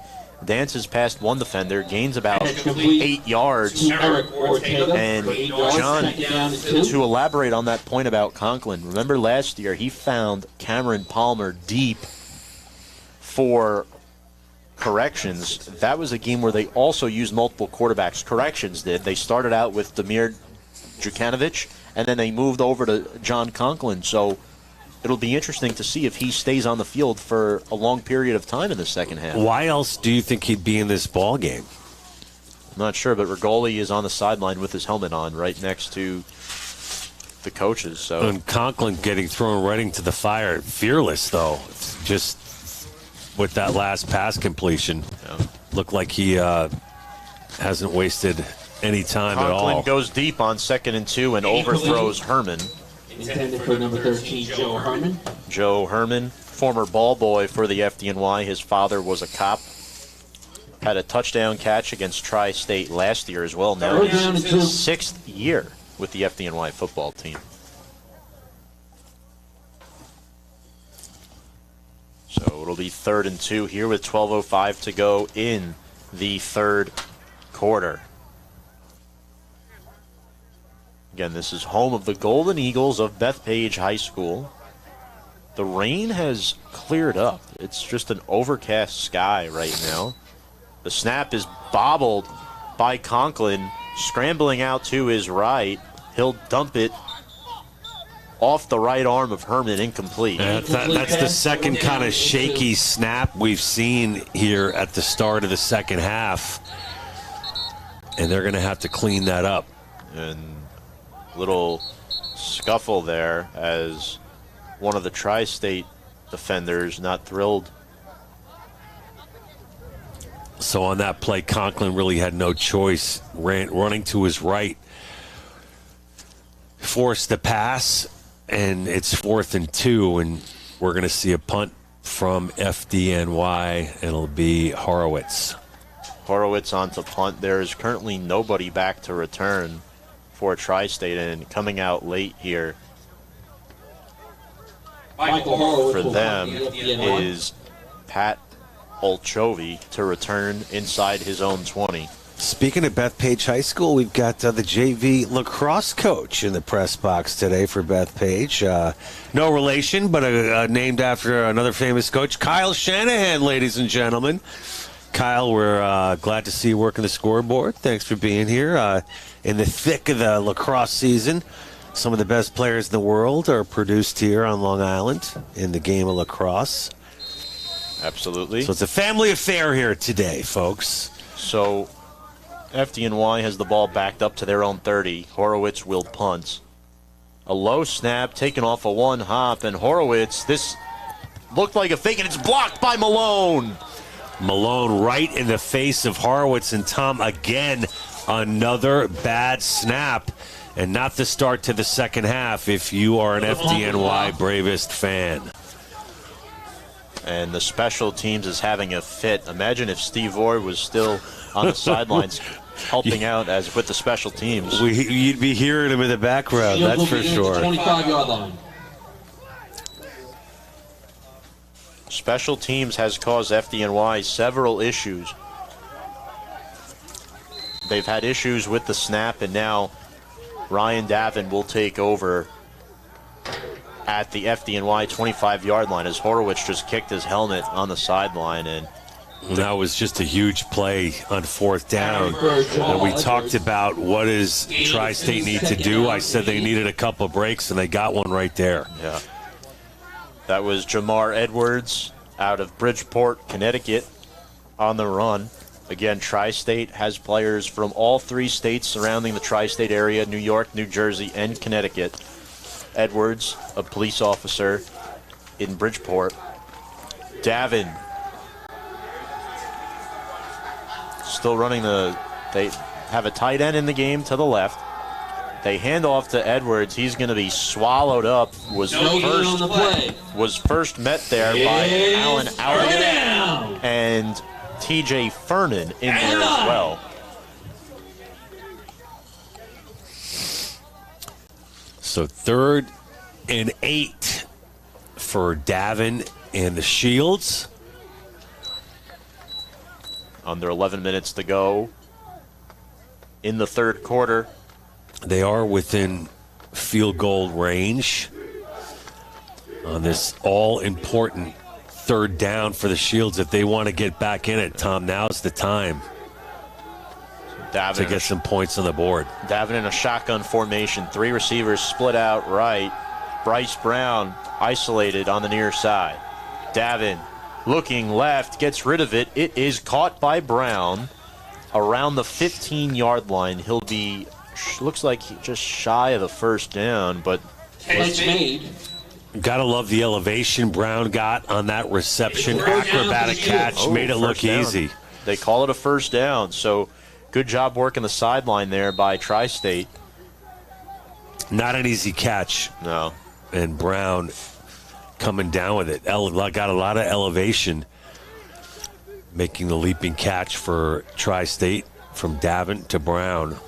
And we got a fresh set of downs for the Shields. The rain is back, twins to each side. The handoff to Edwards, looking for some daylight. Does not have much. Hart made the play there, along with Fernan, gain of about a yard.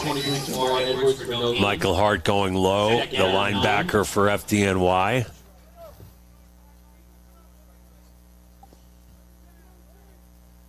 So we will see here how Tri-State can respond. This is the most adversity the FDNY defense has faced, being backed up this far. 9:15 and counting to go in the third quarter. Davin with trips to his right, Edwards in the backfield. Brown matched up with Phipps there on the near side. Hart showing blitz. He's going after Davin. He throws it up, and it is well short of the intended target. Yeah, falling down on the play, Bryce Brown. FDNY showing the pressure on the blitz. Davin gets the matchup he wants, but Bryce Brown goes down on the play. And just like that, third down for Tri-State. 8:51 to go in the third quarter. FDNY leading 20-0. And Tri-State, again, faced with another third and long situation. They converted the last one. Lamar Oliver in the game, number 32, big running back. 3 receivers to the right, Brown to the left. Davin takes the snap, looking right. Changes his direction towards the middle. Just over the hands of Martin. He got hit as well by TJ Fernan, fourth down. Martin just couldn't get enough elevation. It's fourth down. He was close to picking that one off for FDNY. And FDNY defense remaining on the field. So is the Tri-State offense. They're going to go for it here. I mean, John, 8:45 to go in the third. You're down by 20 points. You may not get this close again for a while. So this is something that is a must convert here. Well, the points clearly at a premium, but anytime you have an opportunity this early in the second half, I'm saying if you can get some points, kick the field goal. But you make also a good point, Tom, in that they haven't been down in this field position much today. Spread set here. Davin hoists one up in the back of the end zone. It is incomplete. Incomplete pass. Turnover on downs. And a turnover on downs as Davin just overthrew the receiver, frustrated with himself there. FDNY gets the football back, and John, it'll be interesting to see who comes out at quarterback, and it is Conklin again for the second straight drive. Well, Conklin had one completion in that first series, and he will stay in the ball game. Good job by FDNY's defense for holding Tri-State on their opening possession here in the second half. But it will be FDNY football deep in their own territory. As the fire department with 3 receivers to the left here. Kadeem Jonas in the backfield. The pass is bopped and incomplete. Good play there made by one of those corrections corners that we talked about. Doing a good job. That was Raheem Bradshaw, who had an interception earlier, making the play there. little shaken up on the play was Nick Pastore. Seems to be okay. As like you said, the rain coming back down again. Yeah, not much phases these first responders. Not sure true. a little rain will. But Perhaps had something to do with them going for it on 4th down.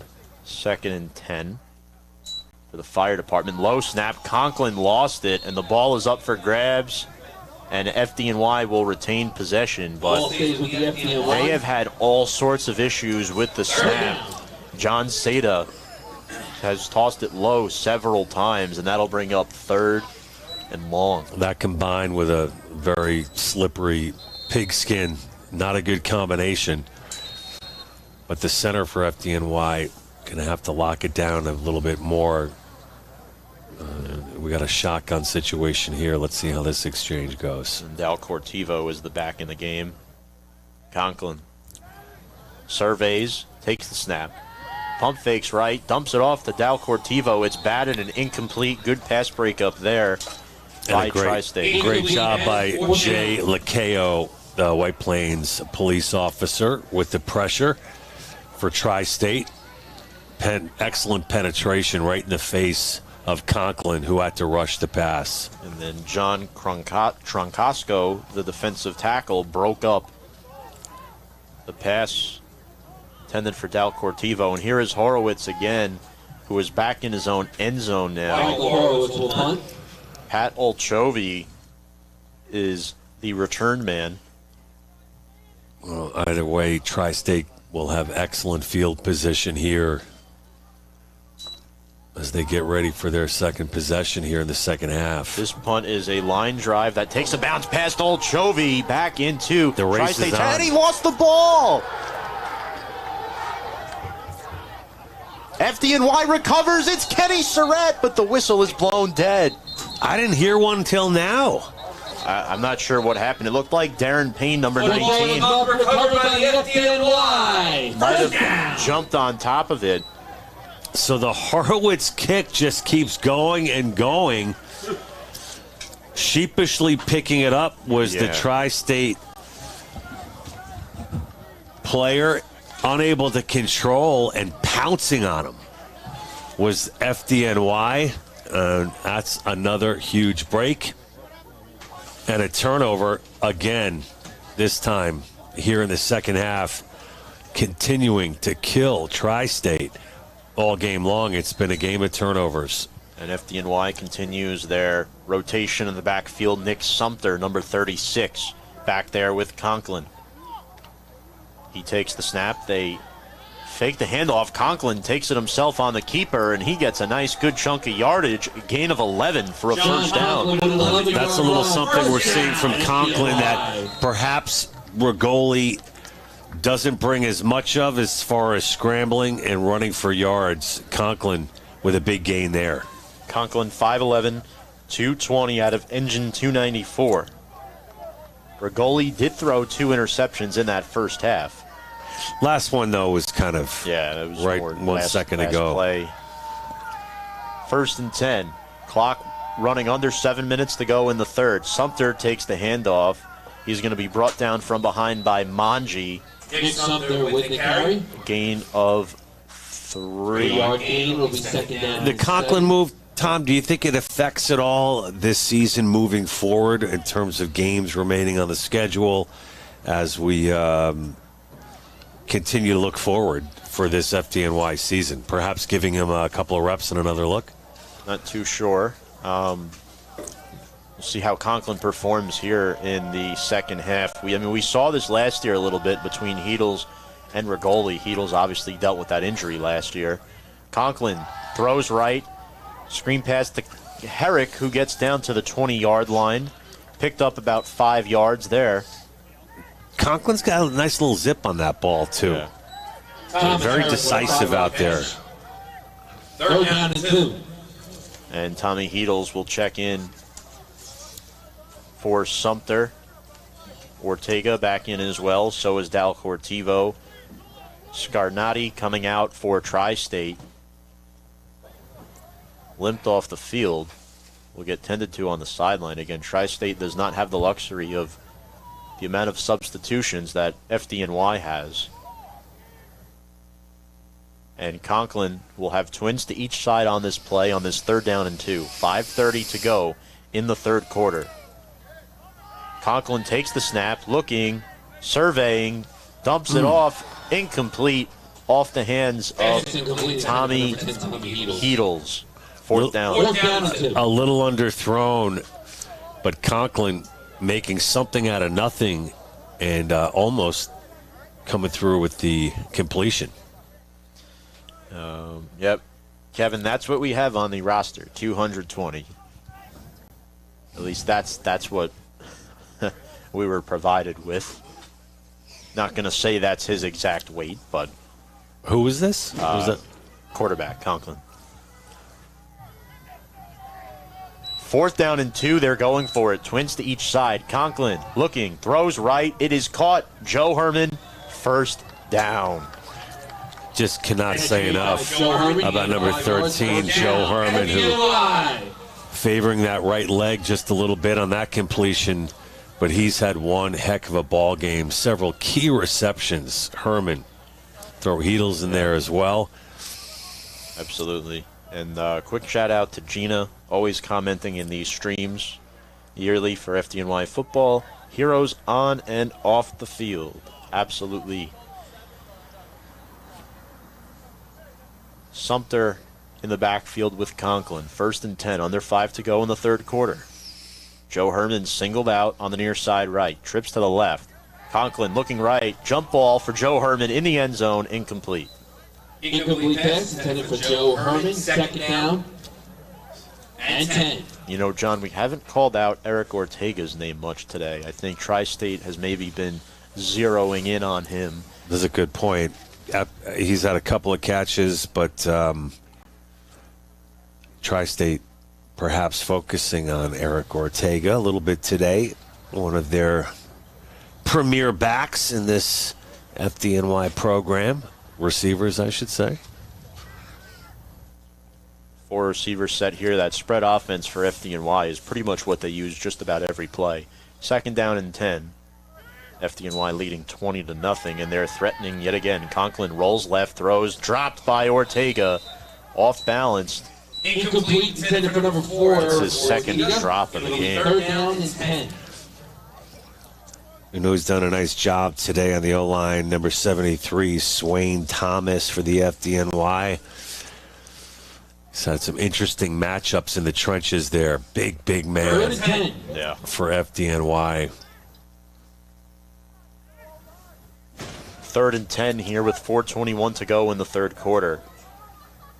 FDNY is at the Tri-State 15-yard line. Conklin, bunch formation here. 3 receivers to the right. Here comes the blitz. Conklin is going to take off himself. No, he's going to throw it. Incomplete. Too wide for Ortega. That'll bring up 4th down. That looked like a broken down play. And it looks like a penalty flag on the field here. Conklin reminds me a little bit of, go old school Doug Flutie. He just kind of creates out there. That's a good example right there. Scrambling to his right. He sees Ortega to his left, dumps it off. It was a catchable football. Yep. But whether he's running or throwing, Conklin is a handful. He is. He does his job. But he's got this ability to create. Yeah. 3rd and 5 at the Tri-State 10. Rigoli a little bit more of a classic drop-back passer. DeSimone and Ortega to the left. Al Cortivo is the back. Heedles and Herman to the right. Conklin takes the snap, surveys, looks, moving around in the pocket. He's going to take off. He's running. He's looking for some daylight. He trounces into the end zone for an FDNY touchdown. It's an FDNY touchdown! John Conklin with the 10-yard scamper puts the fire department on top, 26-0. John, you just mentioned his ability to escape and make a play. And I also said create, and he just created 6 points right there, dancing into the end zone. A shifty guy at the quarterback position. And, I'm glad we got a chance to see this guy showcase his skills here in the second half. He's fun to watch, Tom. Yeah, maybe just an opportunity to get both quarterbacks some reps. And the snap here. Snapper is Surratt. Holder is Heedles. Kicker is Horowitz. Snap is low. Hold is good. Kick up on its way, and it is good. It is good. Not only getting some reps, this guy Conklin can play. My goodness. Well, John, if you remember, we watched him last year when he played against FDNY when he was a member of corrections. That's right. Absolutely. And Tom, is it safe to say with 3:46 to go, the blowout is on? Never know. There's still 3:46 to go in this third quarter. Tri-State, again, this is a much different game than last year. FDNY really pouring it on right now. I think, new offensive philosophy, new offensive coordinator. The defense has played outstanding all year. I mean, you talk about what they did in the first two games, holding teams to just 2 points, and they've surrendered none. I think symbolically, too, Tom, this is a real statement that the FDNY is making here today in Bethpage, Long Island. I mean, an absolute beatdown here as we approach the end of the third quarter. And the big boys are back on the block, and they are a force to be reckoned with. And other teams are going to take note of this performance here today. Very complete.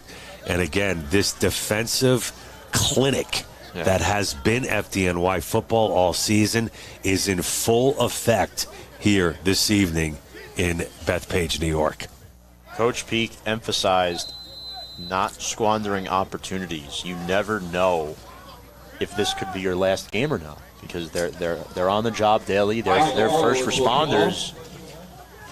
So always have to give it your all, give it 100%. The kickoff by Horowitz. Look at Horowitz. A little extra oomph in that one. Fielded by Chovy, looking for some daylight. And he is wrapped up nicely by Mike Hart. Yeah, Hart, shoestring tackle. Love the athleticism of Hart. We've seen it all day long. This time on special teams, defensively at the linebacker position, but Hart is a beast. I mean, he is all out at 100 miles an hour, that guy. Yeah. Reckless player. You need a little bit of that reckless attitude, and we've seen it here from Hart all day. So we're going to see some new faces in on that defensive line for FDNY. Calvin Vidal in the game, number 21. Nick Venier also in the game, number 93. And then up the middle, number 91, Valerio Auguste. 6'1", 240 out of EMS 38. Corners remain the same. Mike Selazitsky in the game, number 11, with Sam Murray. And obviously with this kind of lead, FDNY has the luxury of taking some more risks, some more chances, and they might as well do that. So a two-back set here for Davin. 3 receivers, 2 to his right. They're going to hand off to the running back there. That is Edwards. Gained maybe a yard. I'm telling you, the physicality here of FDNY just continues, too. Yeah. They keep getting stronger as this game goes on, and the pops keep coming. Oh, yeah. Number 6, Evan Flowers, has checked in as well for FDNY.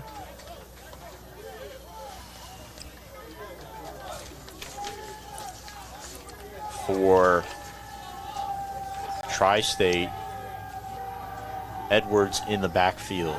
Davin looking right, throws complete to his receiver. That is caught nicely there. Looked like Pastore made that catch on the little slant route, and he's dragged down. Catch made by Nicholas Pastore in 7. That was an absolute rope delivered by Davin. And it's just that inconsistency that we've seen from the offense with Tri-State. That's been the difference. I mean, that's a good example of what Davin can do. We just haven't seen enough of it today. Davin hanging in tough, trying to get his team back in this game. They're down 27-0, under 2.5 to go in the third quarter. 4 receivers set on this 3rd down and 3. Brown singled out alone on the right. Davin throws over the middle. It is caught somehow, some way. Pastore reeled that one in. Juggled off his hands about twice. Absolutely spectacular catch at full speed. A semi-one-hander. Bobbled it and is able to contain it. That was Pastore, the coach's son, Nick. the 1st and 10 for Tri-State at their own 40. Again, appreciate everybody tuning in on Facebook Live today, whether you're watching on the FDNY football page or the Pug Life Sports page as well. And the handoff here to Edwards, this is his best run of the game. He drags a couple defenders down with him, including Mike Martin, gains about 13 yards. I think Michael Hart showed what this FDNY defense is all about. He was containing the edge. He ran past the run play, didn't give up on it, raced another 20 yards downfield and got in on that tackle for FDNY. All out, Michael Hart. Vicky Bowden with a comment. Way to go, my son John Conklin. Shout out to Vicky. And then shout out to Nikki Taylor Pastore, Team Pastore. So the Pastores are watching. And a big play by Nick. Yeah. So good timing. Davin sacked. Man. My goodness. And he lost the football. Sacked by number 96, John Cunningham. John Cunningham with the sack, and the fumble is going to be recovered by... We will wait and see as they unfold the pile. What a beautiful textbook tackle, too, by Cunningham. Shoulder into the midsection, drove through Davin, and just absolutely unleashed a huge hit. And it will be FDNY and the football. ball recovered by FDNY on a fumble. It was recovered by Zach Strip fumble TJ for the Fernan. FDNY. Fernan recovered the fumble by John Cunningham, the first-year player for FDNY football. Got a sack.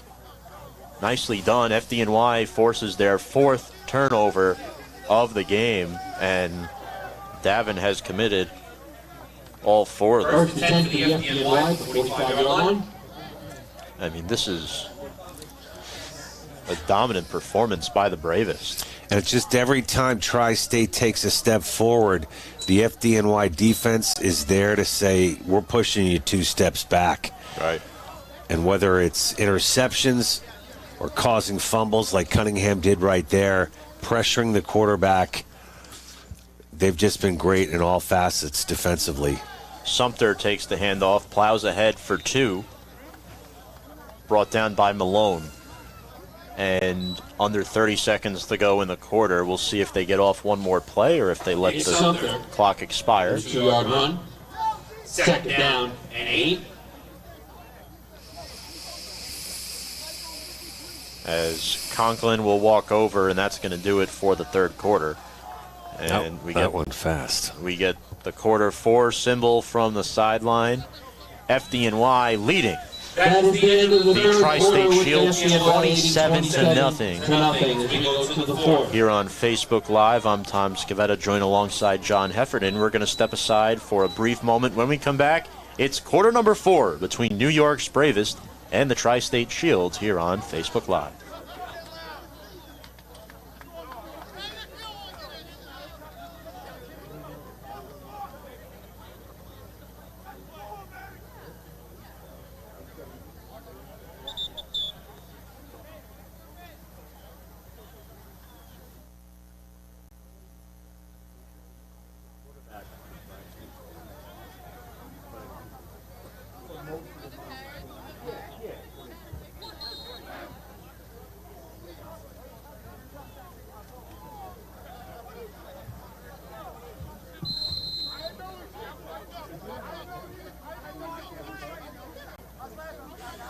Folks, welcome back to Bethpage High School here in Long Island, New York. My name is Tom Scavetta, joined alongside John Heffernan. 4th quarter underway. FDNY leading Tri-State 27-0. And the blitz, Malone blew it up as Conklin's going to be stuffed by a pair of Tri-State defenders on the keeper. Lost about 4 yards. John Conklin sacked, lost for 4 yards. That was absolutely brutal.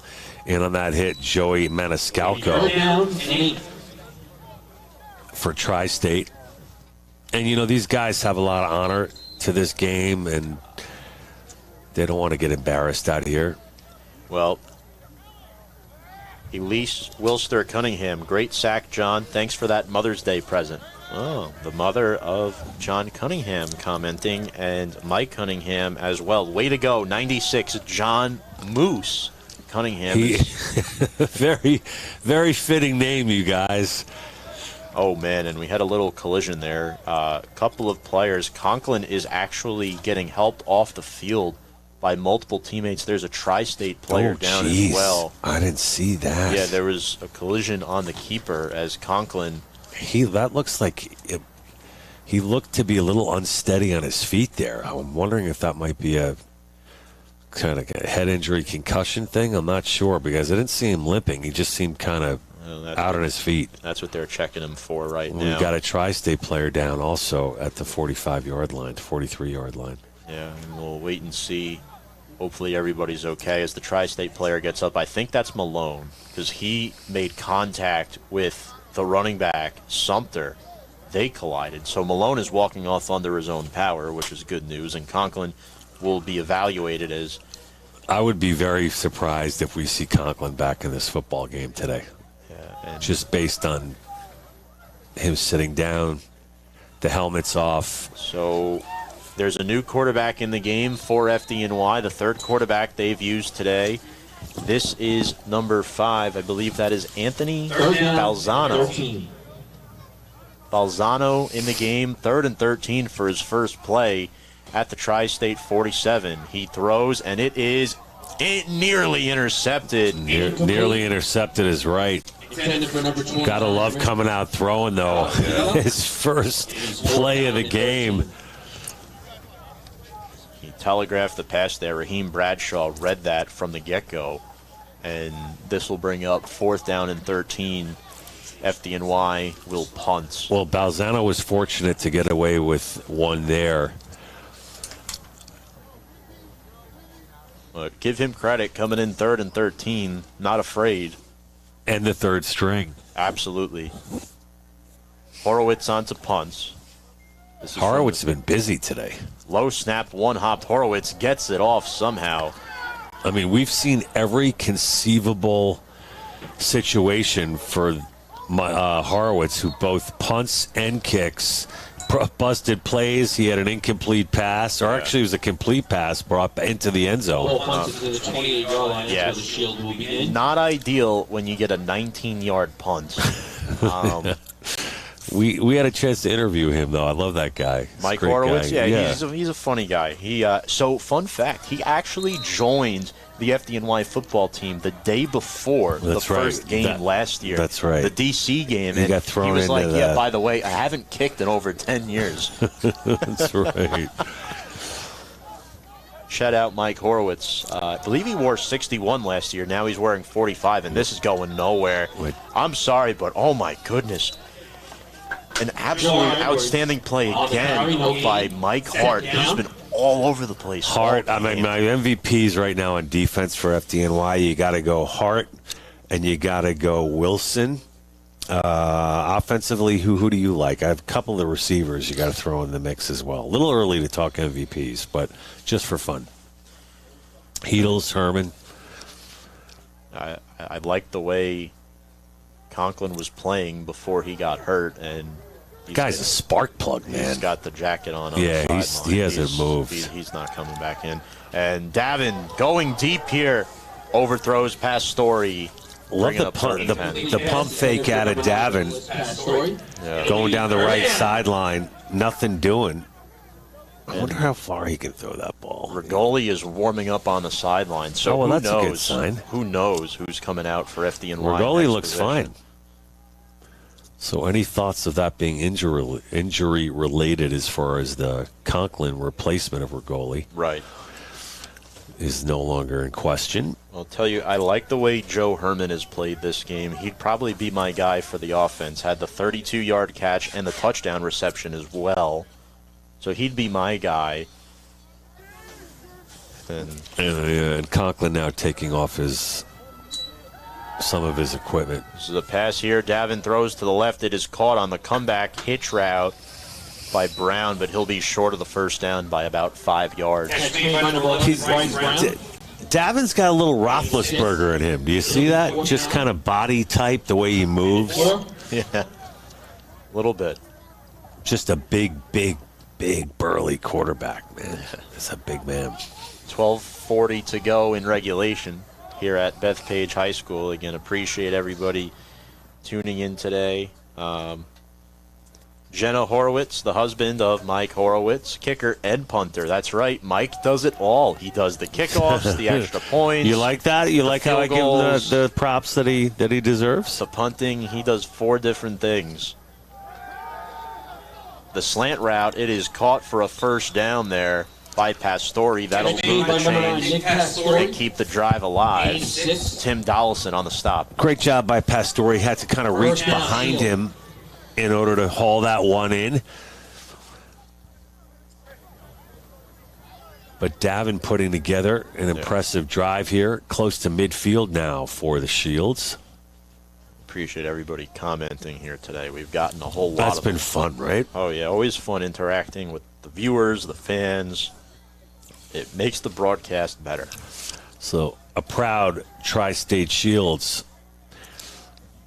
They're saying we're not leaving here without a couple points on the board. So let's see what Davin can do here at first down. Davin with the pump fake. He's slinging one deep, and that's going to be picked off by Phipps.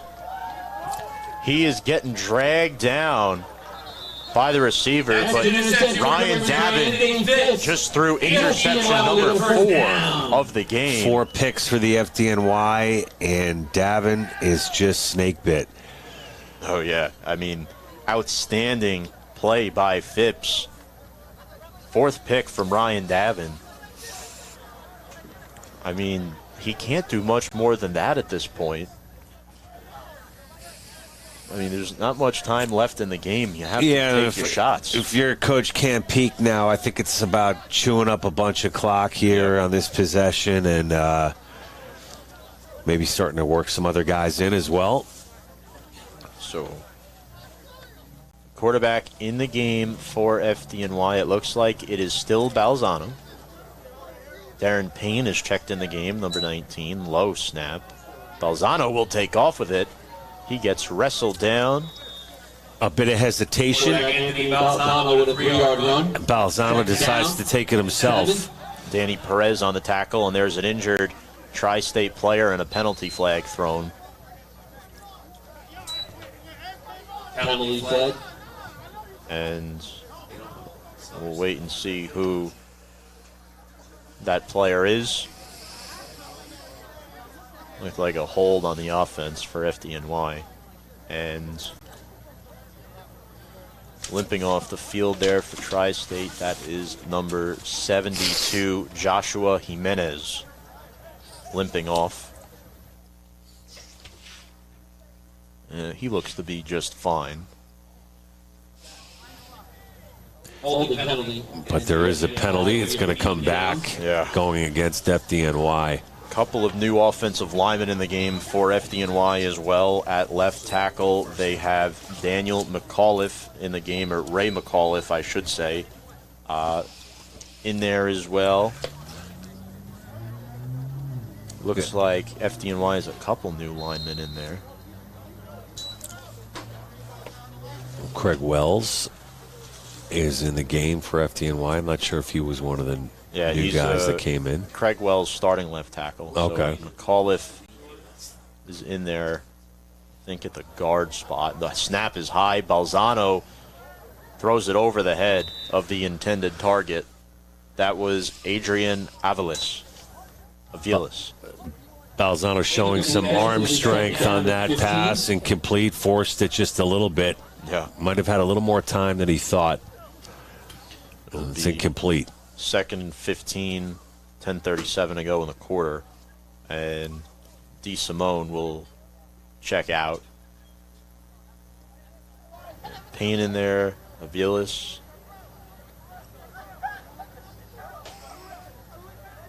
FDNY bringing a tight end into the game here. And the snap, Balzano hands it off to Dal Cortivo. He breaks 2 tackles. He's still on his feet. He's still going. He's still going. Mark Bavaro-esque. He could not be brought down. Rick Dal Cortivo, and there's another Tri-State player down. Dal Cortivo just finished up his laundry right there, dragging players with him. I mean, an outstanding run by Del Cortivo. And it looks like Tri-State here in the fourth quarter has just begun to wear out. Yeah, and FDNY too deep, too big, too many weapons, and defensively they have been lights out today. I can't say enough about the job that these men have done on the football field today, but you got to give Tri-State some credit as well. A little shorthanded today with the body count on the sideline, and Jeff Pastore 2-1 on the year, 10 minutes away from dropping to 2-2. Tougher schedule this year for them, but overall they've done a decent job putting a roster together within just 3 years, and not only just doing that, but being competitive. They literally had to recruit guys to come play. They were putting flyers up on telephone poles back in 2019. So it's incredible what they've done in such a short amount of time. Haven't seen much Kadeem Jones here in the second half. When did he get his last touch? Fourth quarter? I think some point in the third quarter. They've been rotating guys. We've seen Del Cortivo. We've seen Sumter as well in the backfield, and this player is still down. So trying to think who that might be. That is number 93. It looks to be favoring that left leg. That's Richard Osborne being helped off the field. He needs assistance from a teammate and a coach to get off, and it's very slow going for the Tri-State player favoring that left leg. So Ray McAuliffe in the game, Darren Payne, Balzano, a few backups in there. Also in the game for FDNY at wide receiver, number 88, Marco Babby in there on the far side, 6 foot 190 at a ladder 123. Yep. Go Coach Cam, says Shiree. Thank you very much for the comments. Coach Cam has looked pretty good his first 3 games as the FDNY head coach. He's done a fine job. Coach of the year. Balzano is sacked. And a nice play made there by Tri-State. He was dragged down by Jake Tabeel, number 90, on that sack. And with 9:40 to go, Tom, Tri-State with a little bit of life. See if they can crack the scoreboard.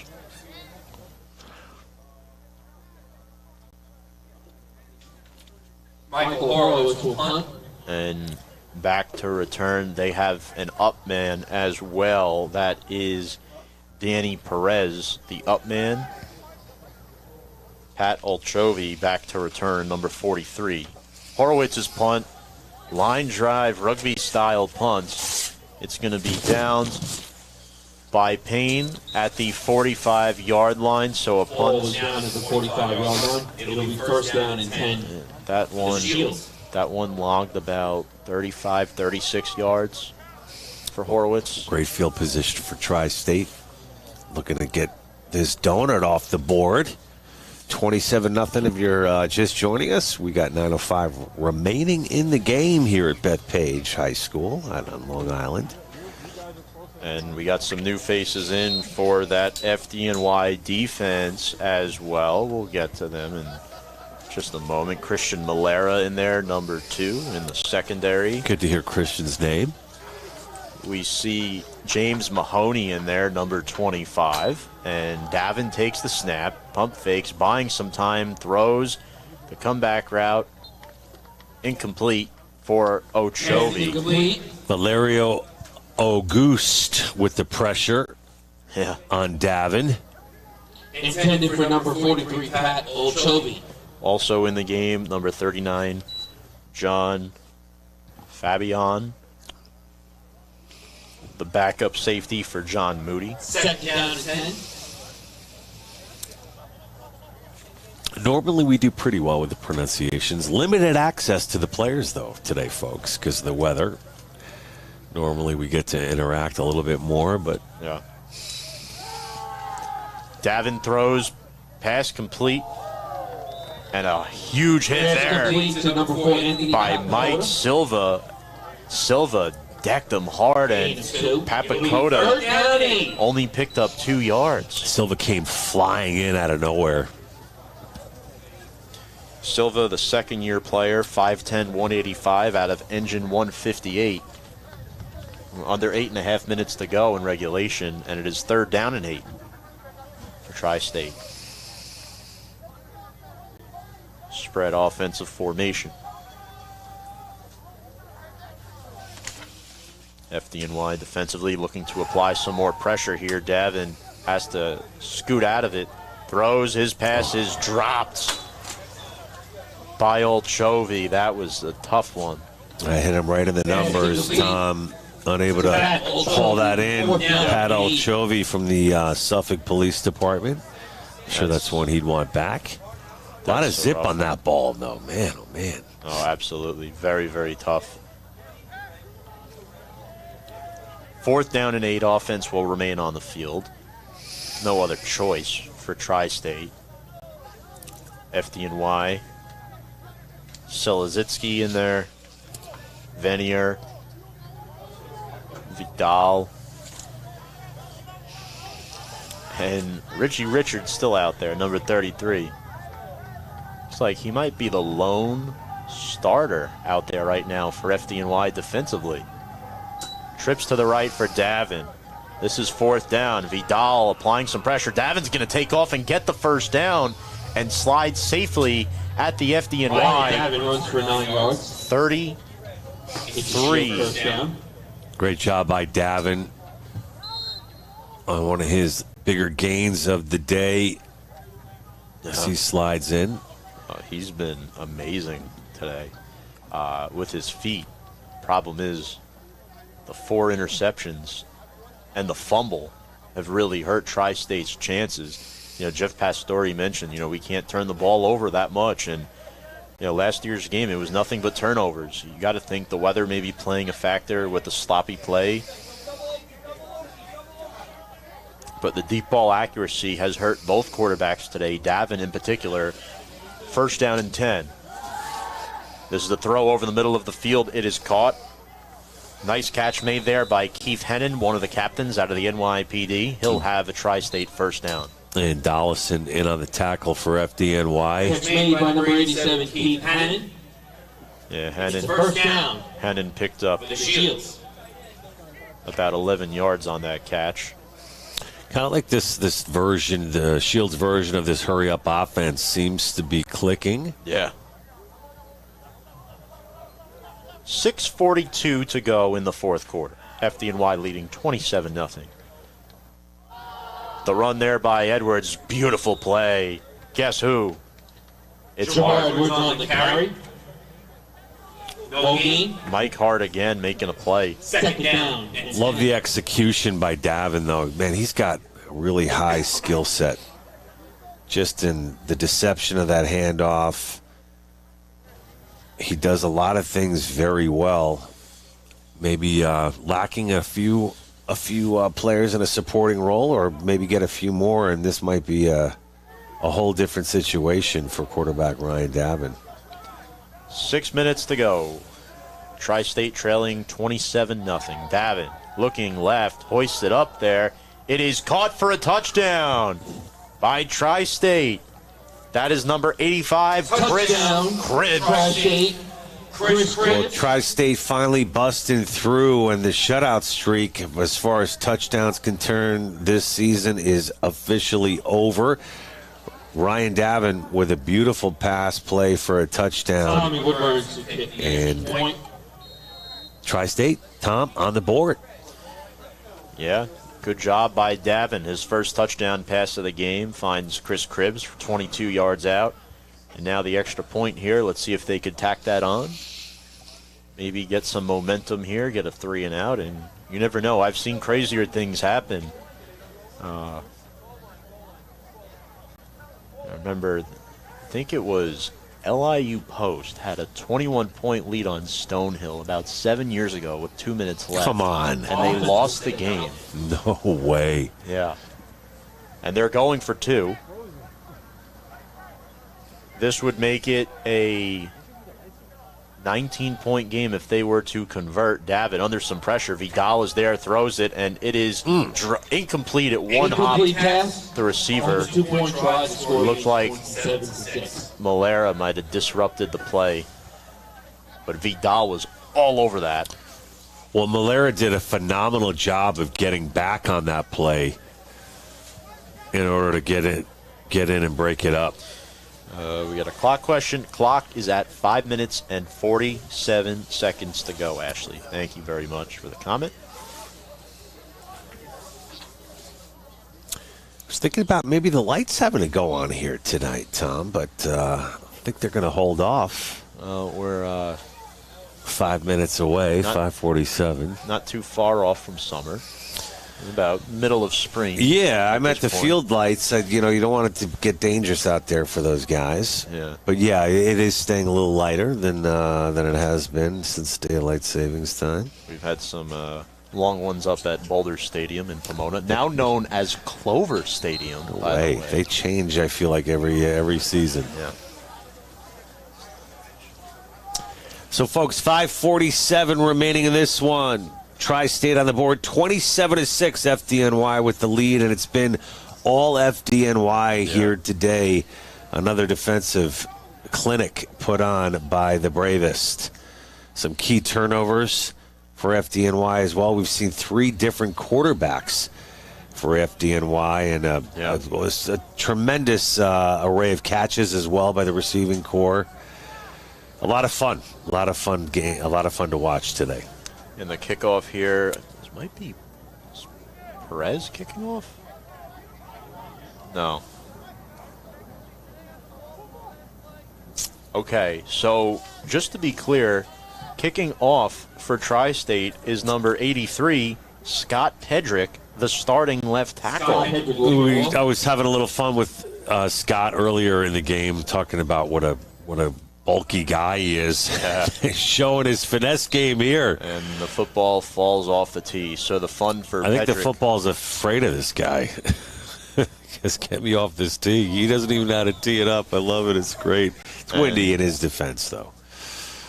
coming in to help hold the football will be number 6, Sean Kern. Pedrick, is this something? I wonder if this guy has done this before. Pedrick getting ready. Back deep to receiver DeSimone and Heedles. Look at Pedrick with a pretty good kick, fielded in a line drive by DeSimone. He crosses the 30. Gets stopped down at about the 35. A nice play made there by the Shields. And 5:35 to go. Ricardo Cardenas FDNY will return to the field. returns into the 35-yard line. Pedrick, though, hats off to Scotty Pedrick with that nice kick for Tri-State. It'll be Balzano returning to play quarterback. Also want to wish Conklin well. I hope he's going to be okay after what looked to be like maybe got his bell rung a little bit. He's standing up now, which is good. The jacket is now off. So glad to see that. And taking the handoff here is Dal Cortivo on the draw. Got quick feet, flag on the play. This is coming back. Such a cool football name, by the way. Del Cortivo. It's just hard sounding. Holding ball again. I love saying that name. Cool name. Rich Del Cortivo. Dawn Hinton says FDNY all day, every day. I like it. Aviles in the game as well, number 80 at the receiver position. Good opportunity to get some young players reps who normally don't play the full course of the game. I just want to say one other thing. I had an opportunity to talk to Keith Lagan from Ladder 41, 10 years, played for the football team. and he is now retired. But I said, what's it like to be part of this memorial today, and what does it mean to you? And he just brought it back and made it simple. He's like, look, we can never forget.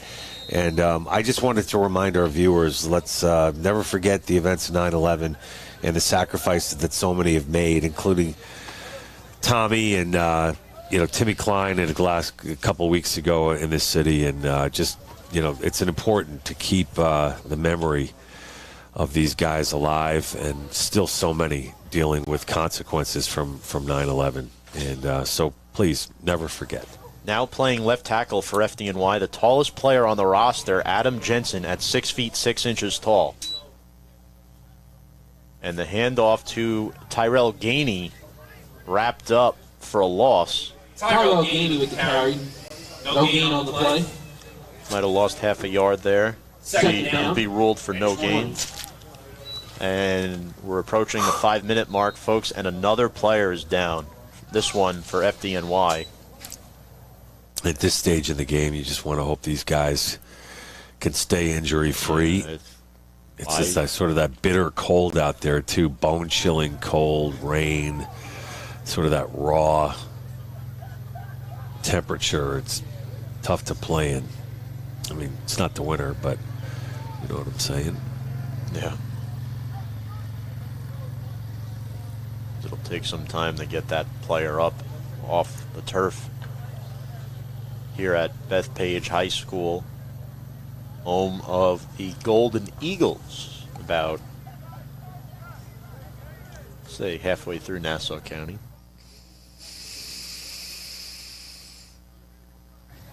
Some players taking a knee here. Yeah, looks like might be another leg. Yeah. That is Jarrett Howe, and that's a player you don't want to lose if you're FDNY, starting left guard.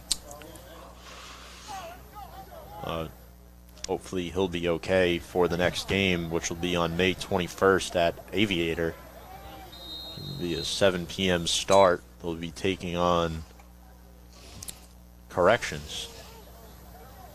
And this just in one of the biggest upsets in Kentucky Derby history.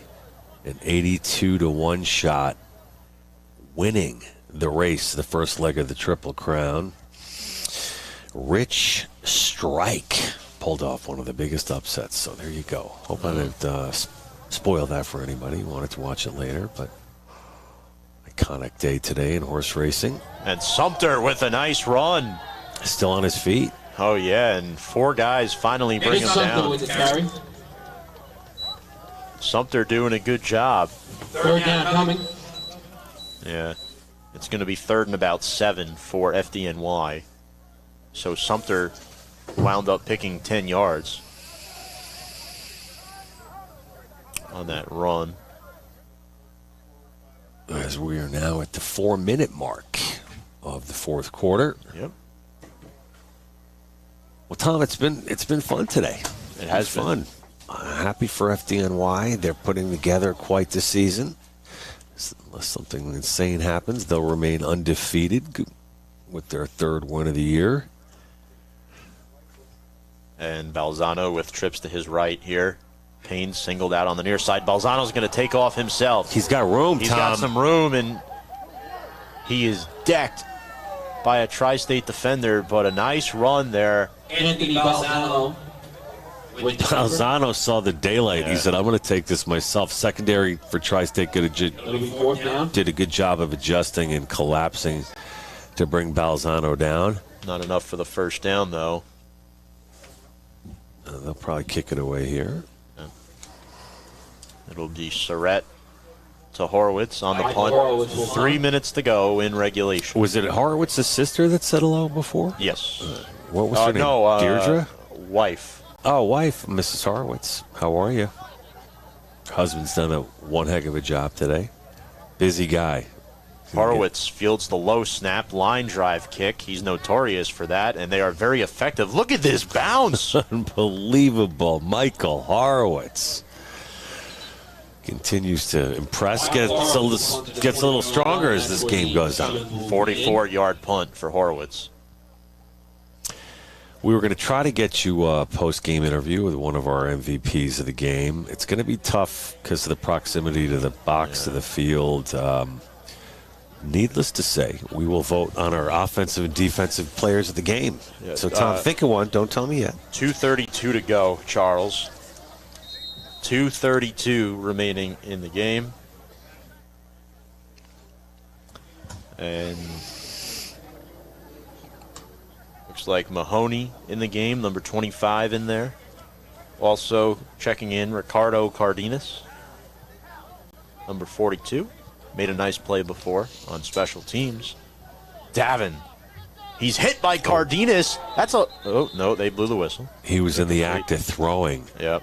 Pass is ruled incomplete. I thought so as well, but the whistle Second came down, in just 10. a tad late. Excellent pressure by number 74 for the fire department of New York City. Surrett. Also the long snapper. Also the long snapper. Double duty, kind of like what Zach Diassi was for his rookie year. Played linebacker and long snapper for the Giants. Happy with the Giants picks this year, Tom? Yeah, you know. New regime. Richie Richards running off the field. And Davin will throw. This pass is caught by Pastore. He is downed at the 30-yard line. Made by number 9, Nicholas. And it's our guy Hart again in on the tackle for FDNY. Martin as well, making a nice play. Hart's been a lot of fun to watch today defensively. 2 minutes to go. 27-0 score. Charles Raymond saying, "Let's go, Craig Wells, number 77, my smaller, younger brother." Well, Craig Wells is a big guy. He's about 6'3", So where's Big Bro when you need him? 275 out of Oceanside, New York. And he'd be Big Bro out there in the field.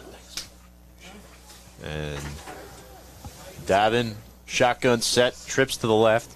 Pastore singled out on the near side right. Davin eluding some pressure, gets away from Cardenas, throws behind his intended target. Incomplete. Cardenas busting through the line, disrupting Davin. Good pressure from FDNY on that play. Well, Jarrett Howe looks okay on the FDNY sideline, so that's good news. 1:24 to go. Not much time here if Tri-State wants to try to score one more time. So what's up next for FDNY, Tom? FDNY will be playing Corrections on May 21st. And again, the goal is to win the Fun City Bowl this year. It's within reach. He played at Mitchell Field near Nassau Community College. That's where the FDNY played the NYPD back in 2019. Davin hoists one up. Out of the outstretched arms of Pastore. To that point, that was the national championship game. That was not the Fun City Bowl. The Fun City Bowl was played in Brooklyn at MCU Park, but the national championship game was played out in Long Island. That's right. Two very separate games. Yep. Well, it was very separate because FDNY won the first and then lost to the NYPD in the second. They were shut out that day. What is the date of the PD game this year? I believe it's June 4th. I'm really hoping we can bring that to you guys this year. I'm not sure what the status is as far as the broadcast. This is a handoff to the running back, Oliver. Swallow up there. Fourth down. A minute to go. All that remains here. Fourth down upcoming. Davin will get the call from the sideline. They're letting the clock run. See if they go deep here. Or if, not sure what's happening, but they're taking an awful lot of time. Clock is now under 40 seconds.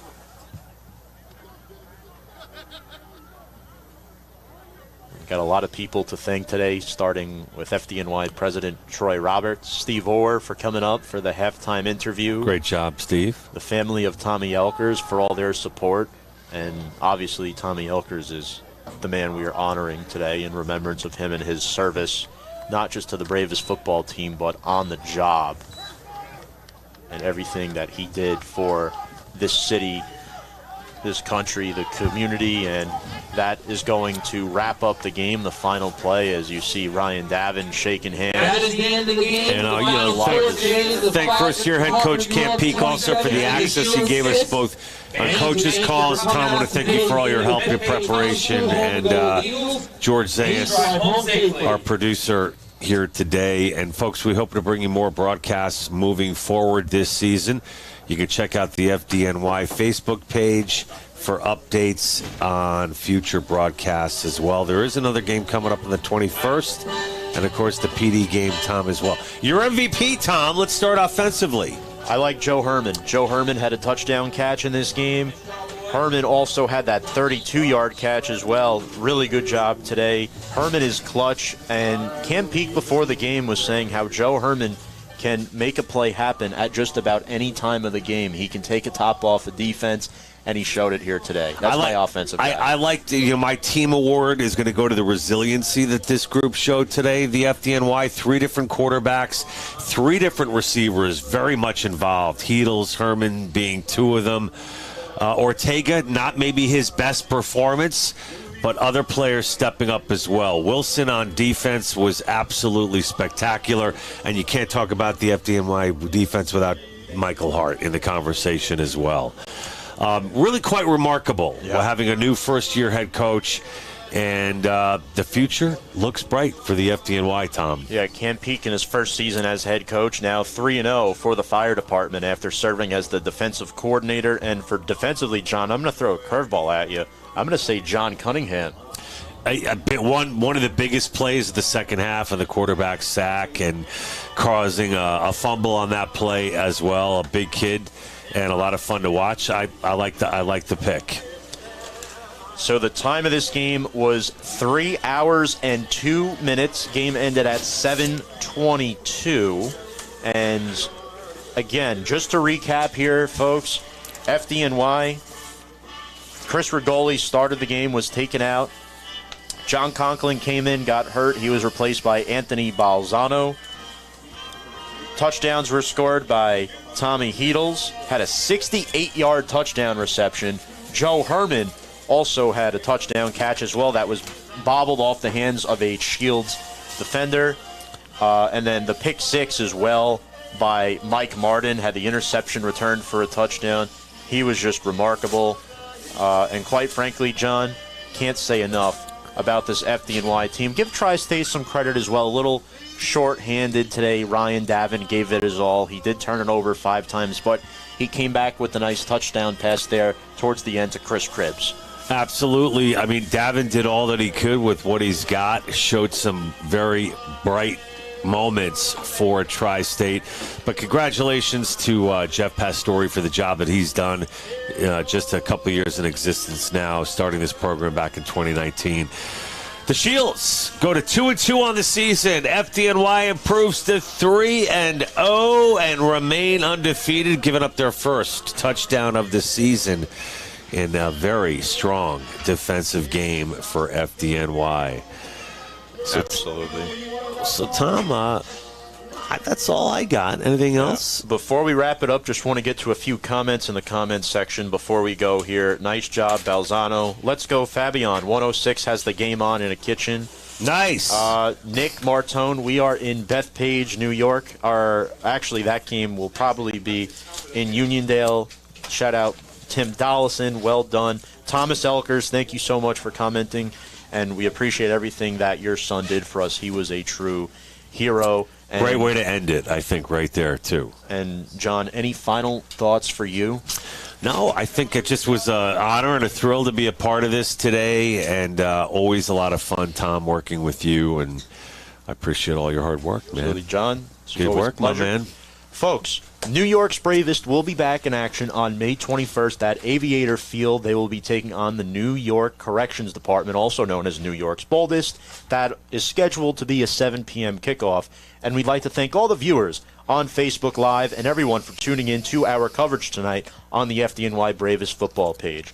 Tonight's broadcast was a production of FDNY Football. Our executive director was George Zayas. Technical operators were Mike Lombardi and Jordan Alexander. For John Heffernan, I'm Tom Scavetta, saying so long from Bethpage, New York. The final score, FDNY 27, Tri-State Shields 6. You've been watching New York's Bravest football here on Facebook Happy Live. Mother's Day, everybody. Happy Mother's Day, and have a blessed night, everybody. Take care.